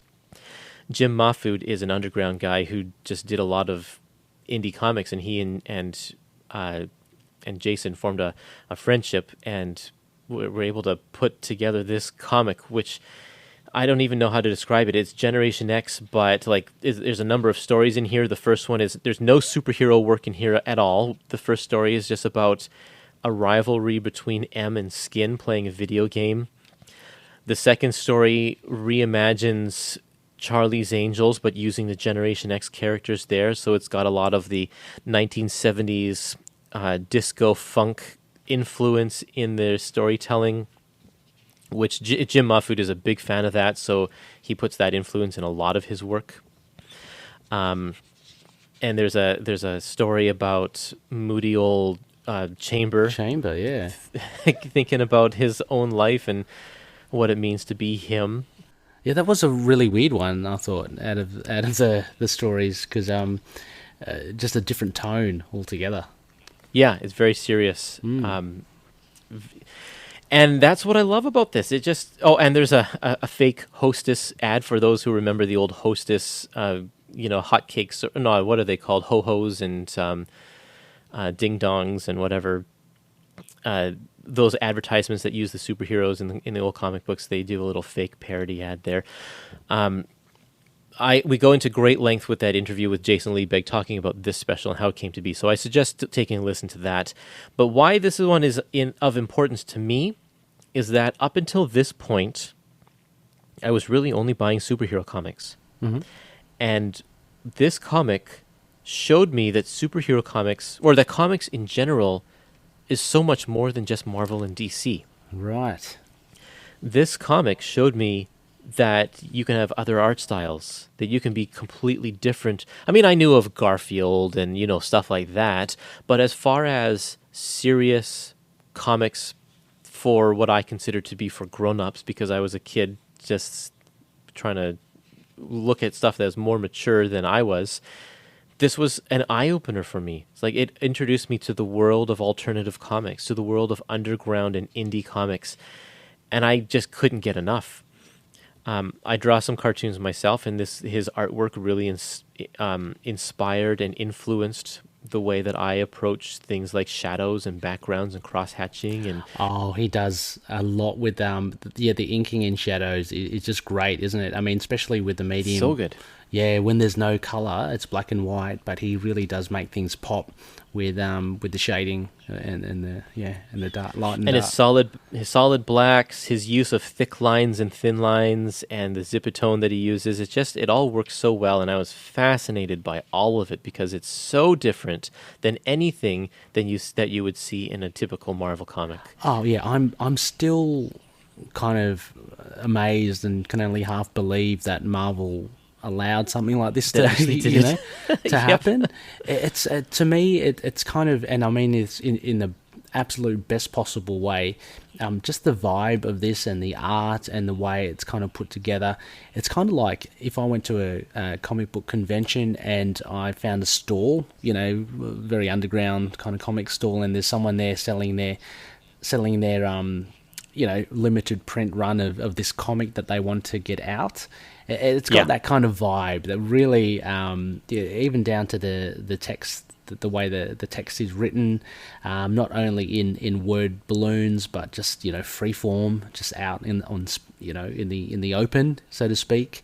Really cool. I love this, and I'm so glad. This is one of the reasons, Kurtis, why I do love having guests like yourself on the show, because it does actually expose me to things that I've never come across before. But absolutely loving this style as well. Obviously the Australian comic book scene as well is a little small, and of course it's quite underground. So I've read my fair share of local comic book talent and stuff, but the fact that this is from Marvel, and you've got a tried and true underground artist and writer, it's great. It's so authentic. But a lot of fun here. So it plays on the existing characters, really kind of just tangentially, very loosely, just by name, really. They could just be normal people. Same with the Banshees Angels. But that's a beauty, because you are familiar with these characters. It's like, oh, I know Sean Cassidy, and he's he's the leader of the Angels. Really cool. Jubilee's scrapbook. You get all these nice little tidbits. It's really fun to just read through. Just all the little bits. I love the little depiction of Wolverine as well in the scrapbook. Looking so moody and dark. But no, this was great, Kurtis. This was really cool as well. I must listen to that interview then that you have with Jason Liebig, because that sounds like that's quite an entertaining listen. I'll put that in the show notes, actually. Sure. So listeners are keen. And I like how Jim injects himself here and there in the comic. So I'm looking at the splash page of Banshees Angels. I'm assuming that's him at the back there. Yep. So he's got a great 70s haircut and yeah.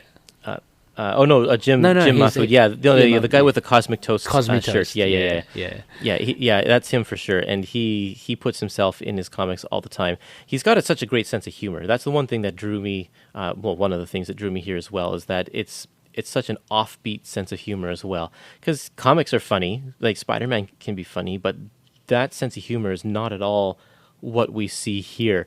And so when we get to Banshees Angels, and the first thing we see, this guy rings the bell, and the guy opens up the little slot in the door, and he says, "What's the secret catchphrase, sucker?" And the guy says, "Nipsey Russell and your mama last night." This sets the tone for everything.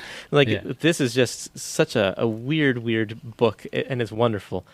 And I love it. And so when I was thinking, what are the comics that I need to take with me? It's like I can reread this comic over and over again, because not only do I find it entertaining each time I read it, but the artwork, just looking at every single panel and how he draws things and the way he composes his panels and sets up the way he draws is just, I could go through it page by page every single day. Yeah, I mean, there's deceptively a lot of detail in this as well. From something that looks like, I mean, he's a great artist, but he does have his kind of indie style, but he actually does put a lot of detail in there, whether it just be the facial expressions or the background. It really does.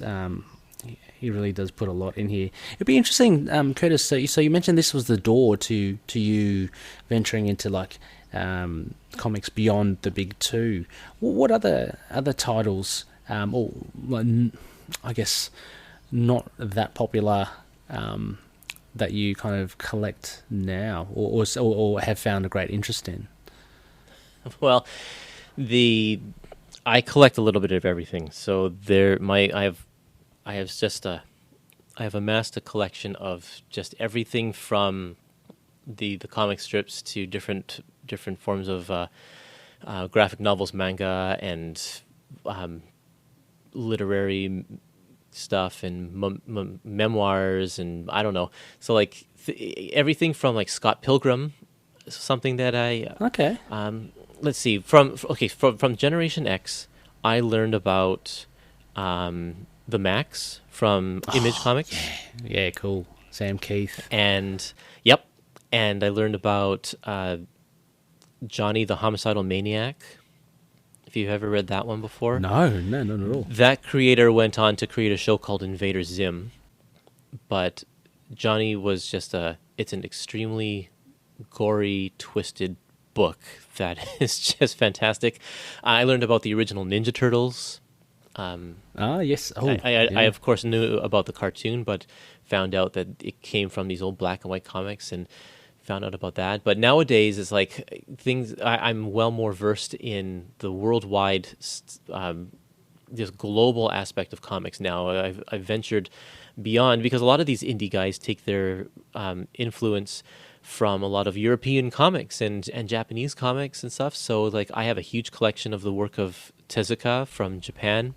Okay. He's the guy who created Astro Boy, but he's done so much interesting stuff of a variety of different genres. Pardon me.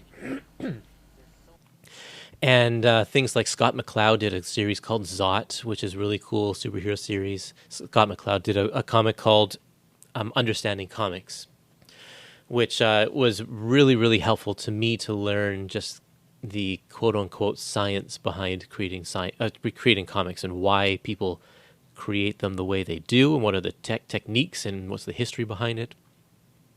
Cordo Maltese is a creator Hugo Pratt is a creator that I really like, and he has a series called Cordo Maltese that was from the 50s or 70s, I think. Can't remember exactly the dates, but there's some wonderful adventure stuff in there. There's so much more than Marvel and DC, and so much more that's better than Marvel and DC. And I love exploring this and learning about the different things that have come in the past and from different parts of the world. I love how you really do get into the mechanics and really do look behind, the making of a comic and the production of it and just comics as well. I don't know. It obviously it shows that you're very interested in it all. Yep. If you just indulge me just for a sec as well, it's similar to I'm very interested in the piano. I play the piano and all that, but I'm interested in the piano construction, piano tuning, all that sort of stuff as well. So not only the enjoyment of it, but actually the goings on behind it, and I kind of see that with you in comics, and that's really cool. It's great how you know all this other stuff far out. It's like a drop in the ocean, the big two, isn't it? And there's really nothing wrong. I mean, I don't want to, as well, for listeners as well who are happy and enjoy the big two or just enjoy Marvel. Absolutely, there's nothing wrong with that as well. There's as they say, there's a whole universe of there for you to explore and enjoy. And I love my Marvel stuff as well. So do I. But yeah, as well. But there are, there's just so much out there, and I'd highly recommend, Loonies, if you hadn't read this thing, Generation X Underground Special, link will be in our encrypted link. Check it out. It does open your eyes. It's opened Kurtis's eyes to other forms of comic books. There's a lot out there. I know a lot of people love the anime, the manga stuff as well, Kurtis, which is another kind of rabbit hole you can in get itself. Down. Yeah, absolutely. Yeah, definitely. But it's really cool. Actually, quite unfortunate. Hello. This is Colossus is here. Awesome. Hi, Colossus. He's wondering what's happened to his money jar. Colossus, it was Kurtis. It wasn't me. What money jar? I don't know what you're talking about. It's time to fight dirty. He's not making any sense. So, okay, Peter, just we'll pay you back. Don't worry. It was all just a joke. Don't kill us. Kurtis, I think we should go to your final one, number one, and I might just say off the bat here, because there aren't really any, I guess, links to it, Loonies. So if you don't mind, Kurtis, if that's okay, I might make an album or something, and I'll make it available in our Facebook group. Sure. Yep. Yep. So I've got all the photos of it. So you can find it there, Loonies. Kurtis's number one pick. You've titled it Vancouver Sun / Province of July 1991. So if anybody is familiar with how newspaper comics works, every day in the newspaper is a comic section. And on Monday to Saturday, it's all black and white comics. Each comic strip would have, 3 or 4 panels. And then you'd have a whole page that has a whole bunch of different characters by a whole bunch of different creators. And then the special thing is on Sunday, all of the comics are in color. And back in the day, I'm talking back in like the turn of the century to the 1940s or so, each comic would get a full page in the newspaper, a full page. And it would be in full color, and they put also a whole bunch of detail into it. And it would be an event on Sunday to get the newspaper comics and have a whole section devoted to comics. There would be like 20 pages of comics. And over the years, the comic section has gotten smaller and smaller to the point where anyone who's doing newspaper comics has to basically put very little detail because their comics get shrunk down to such a small size that you have to, you have to format your comics in a very specific way to make it read easy. In the 80s, the local newspapers that were delivered to my neighborhood were the Vancouver Sun and the Province, and they had made their comic section into little booklets. They're a little larger than comic book size. They're not full newspaper size, and they had about a dozen pages or so where you'd get all of your Sunday comics. And this, my grandmother got the Vancouver Sun, and every Sunday she would save this little comic section for me.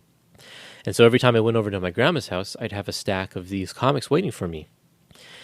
And this introduced me to all of the great comic book characters, the comic strip characters, both of the historically and also the ones that were kind of popular at the time. So I learned about Peanuts because it had the front cover.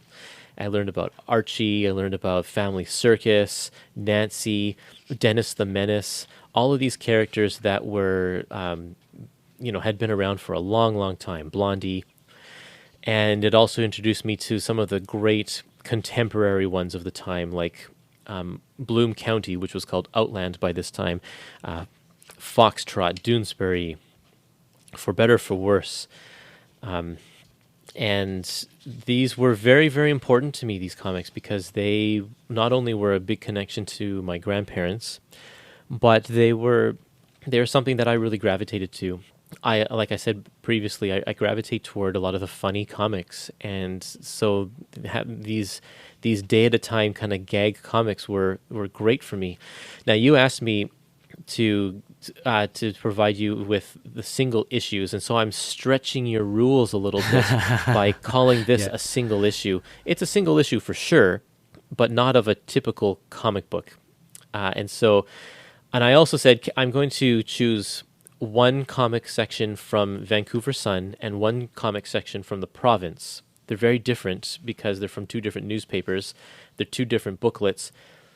But they're about 10 pages each, so it equals about one full-size comic book, right? So yes, I've got 22 photos here, Kurtis. So that's about a full length for me. There you go. That's pretty cool. No, absolutely. This was really really charming to read, and to have this as a choice that you've made totally out of left field. But I love it.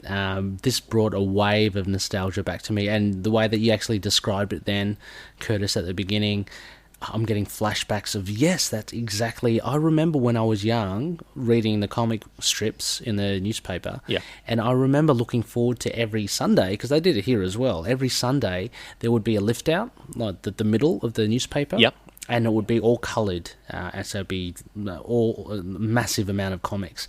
And I remember reading, about 10 pages, and I remember reading all that as well, looking forward to Sunday. Like when my dad was finished with the paper, I'd just take it and rip out the middle bit.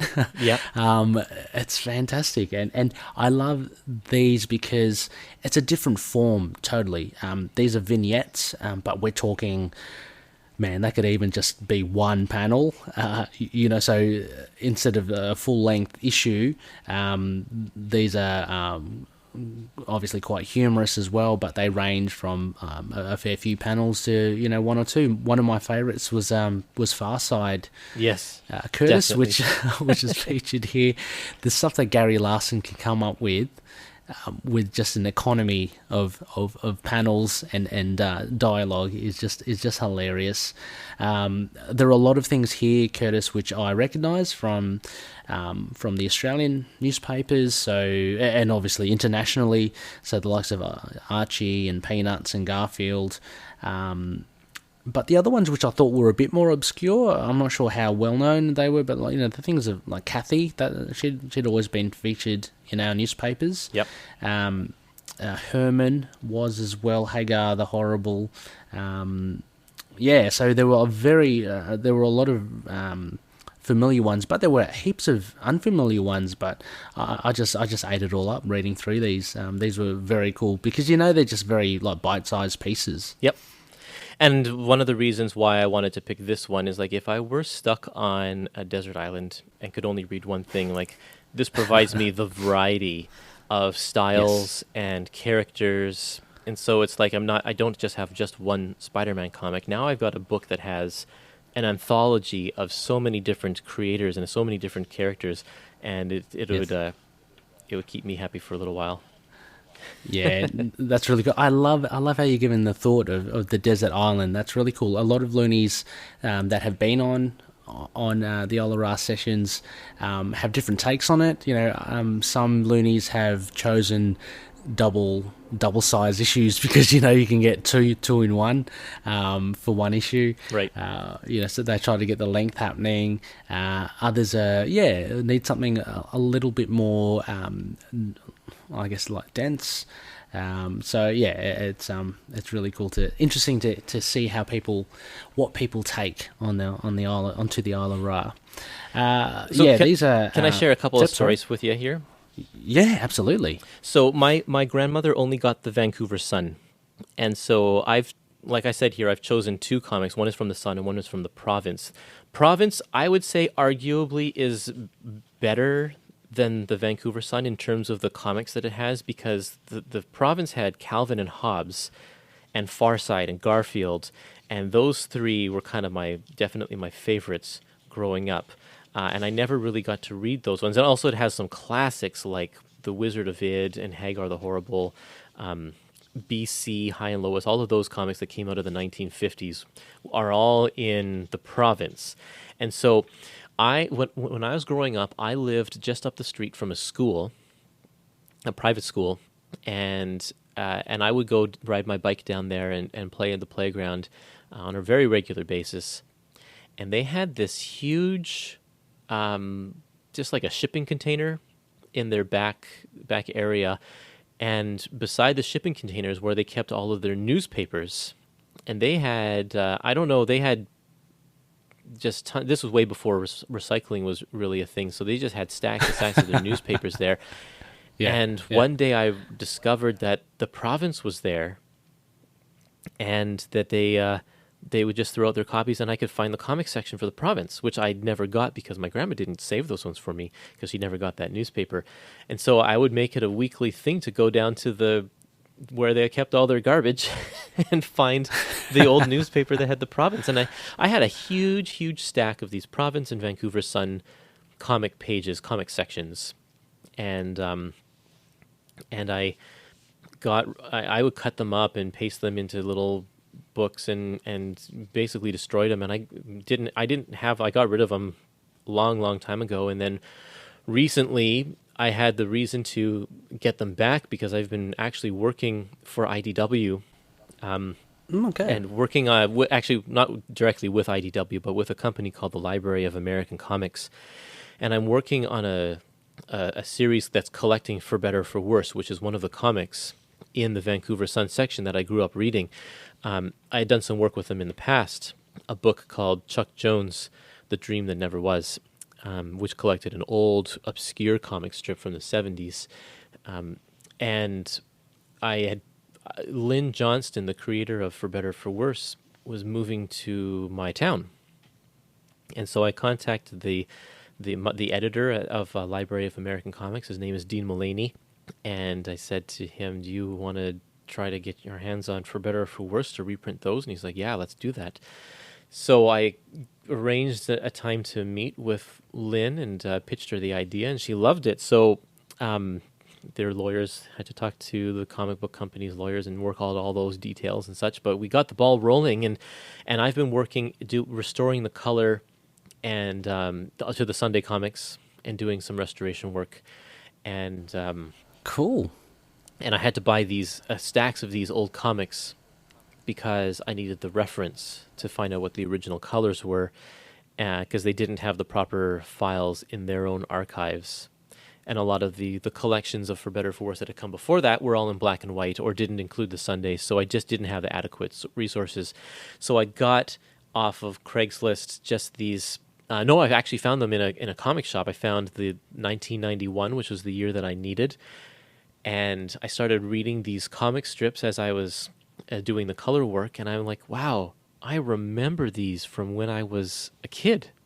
I remember reading these exact ones. And so when I was trying to figure out which day do I bring to the table for our discussion today, I was like, well, I want to find one where at least majority of the comics are funny, because not every day is a winner for these guys. They can't be funny 365 days of the year.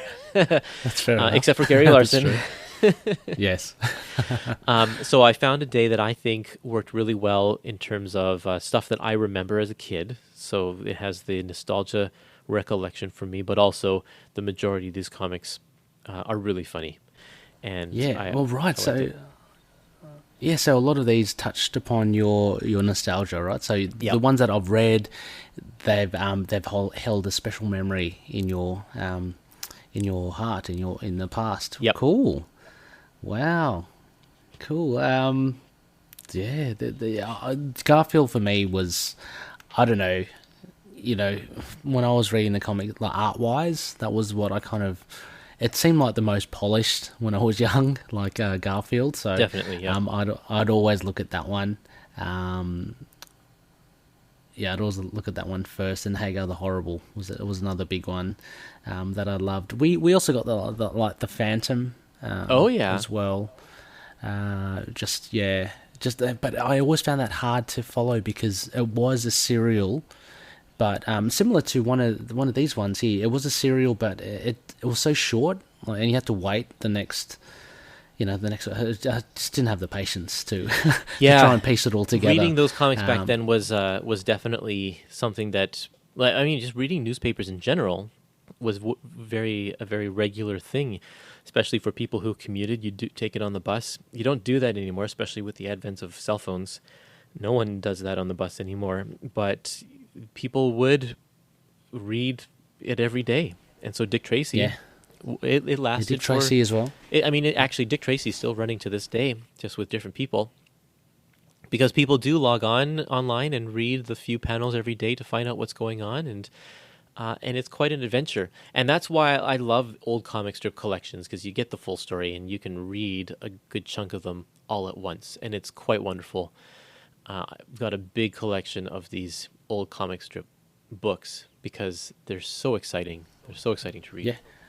Have you introduced the little ones to them already? Yeah, I'm trying to. Mm-hmm. And recently, one of my sons has really gotten into Garfield, which is really cool. But I have all of these books, and they're ready for when they are willing to dive into them. They're more than welcome to read any of this stuff, because I'd love to share it. That's for sure. Yeah, great. The thing I was referring to from these strips that you presented, Prince Valiant. Oh yes. So that was kind of that was such a different one compared to all the other ones. Beautiful artwork. It's very beautiful.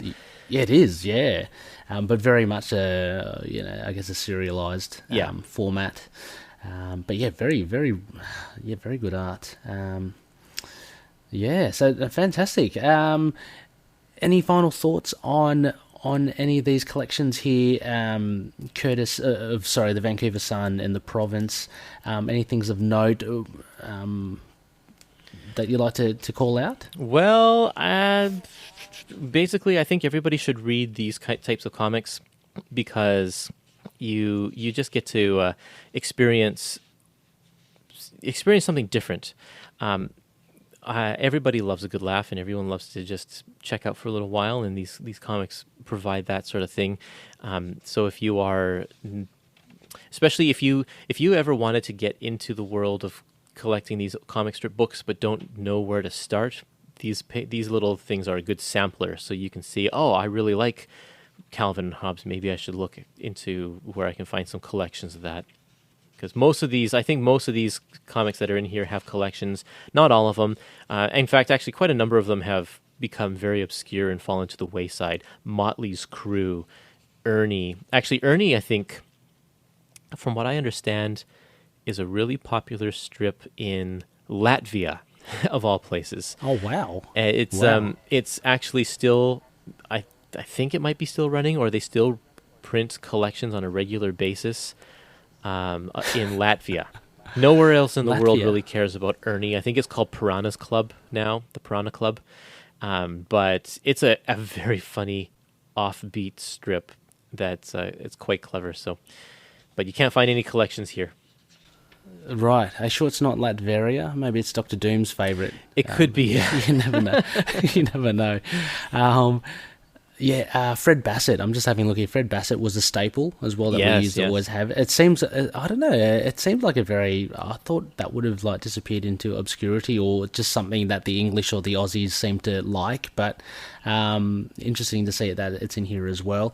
You did mention For Better or For Worse. That was one of my favourites as well here. The little story of the guy hoping to become a chick magnet, for want of a better word, because he's got a baby, and so he has all these grand visions of him walking down the street with a stroller, and all these young women coming up to him and being interested in the baby.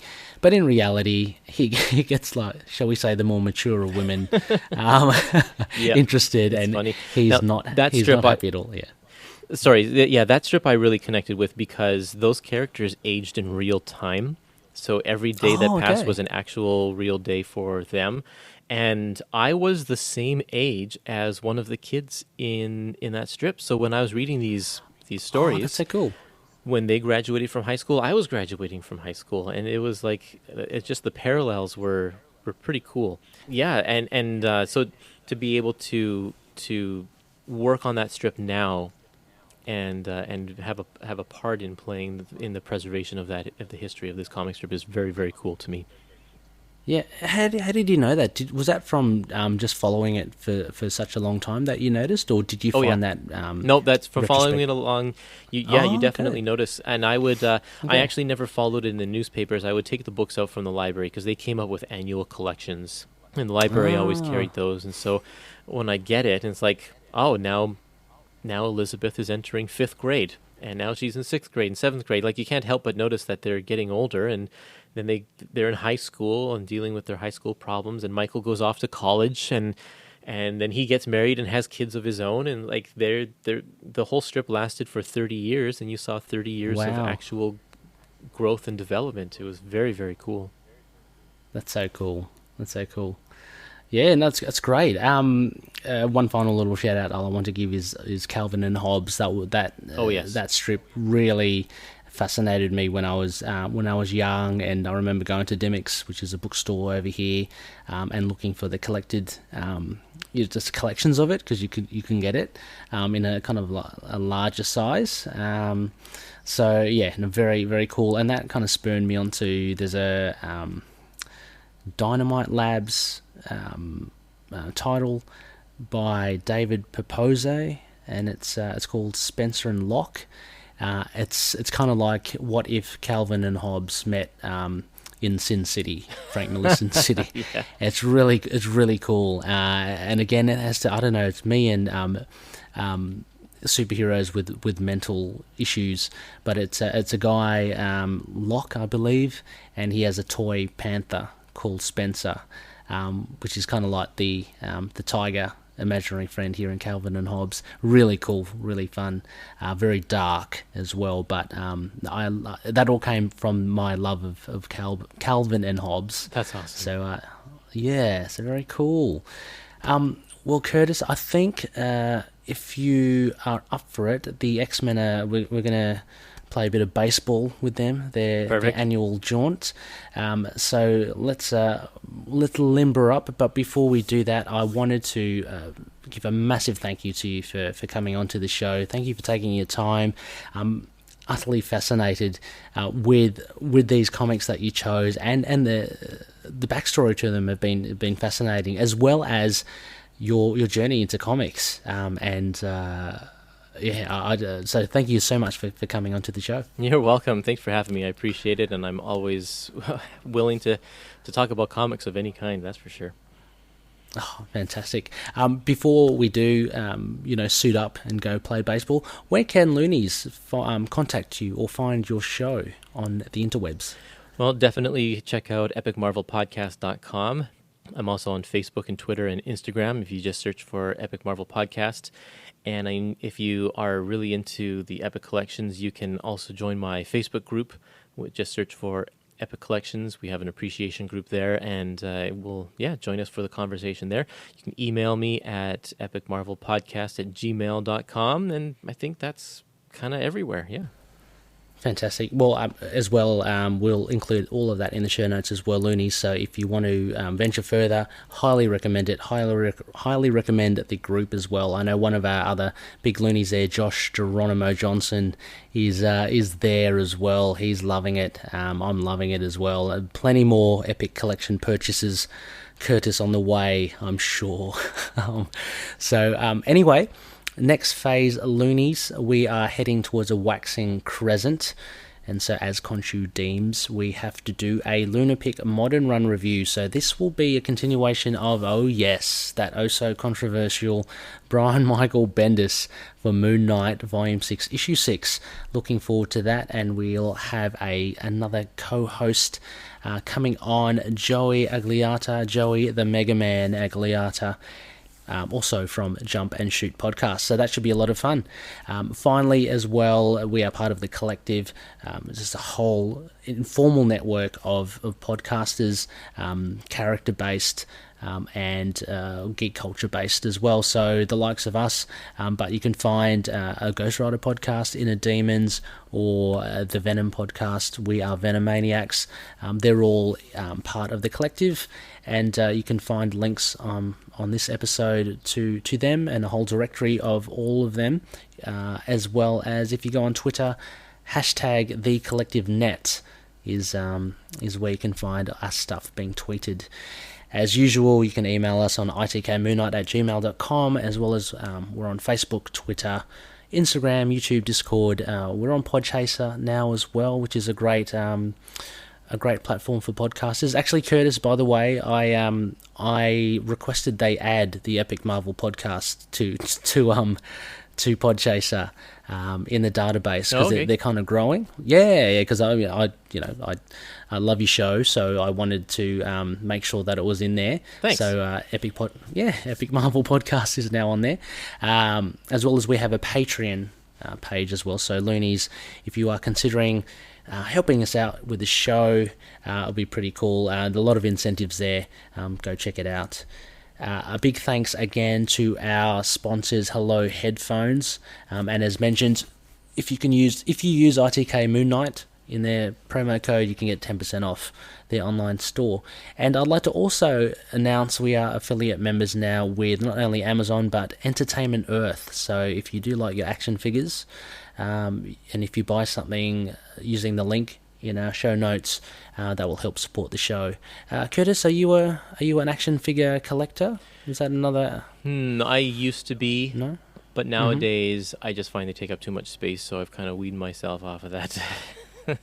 Yeah, look, it's just another thing as well to buy and to collect, isn't it? So it does get a bit much. I do a little bit here and there, a bit of Moon Knight and some of my favourite characters, but that's about it. But it's a lot of fun. Anyway, check it out, Entertainment Earth. Anyway, as always, you can catch us on all different podcast catches. Whatever one you're listening to now, we're on that. I always say, and all the other ones as well. So that's great. Once again, Kurtis, a huge thank you. Thank you for coming to Isla Ra. Thank you for going to Grant Mansion. Thank you for putting up with Uncle Scrooge and Colossus. Well, I do what I need to do, and I'm just glad you were able to set all that up, because that's probably a lot of work. Getting all of those locations secured and set up. No, not at all. It's all right. Nothing that a bit of Khonshu's influence won't help. Won't go astray. Yeah. Anyway, Loonies, thanks once again, and as always, may Khonshu watch over the denizens of the night. Catch you later.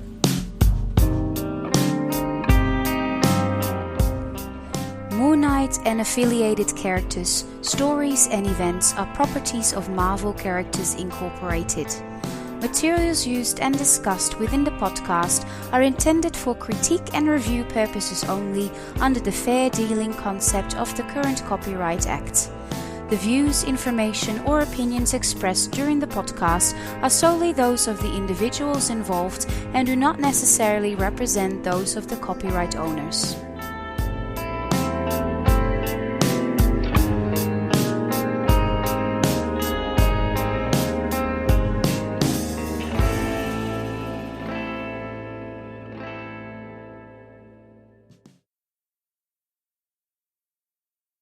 Let us go talk to the professor.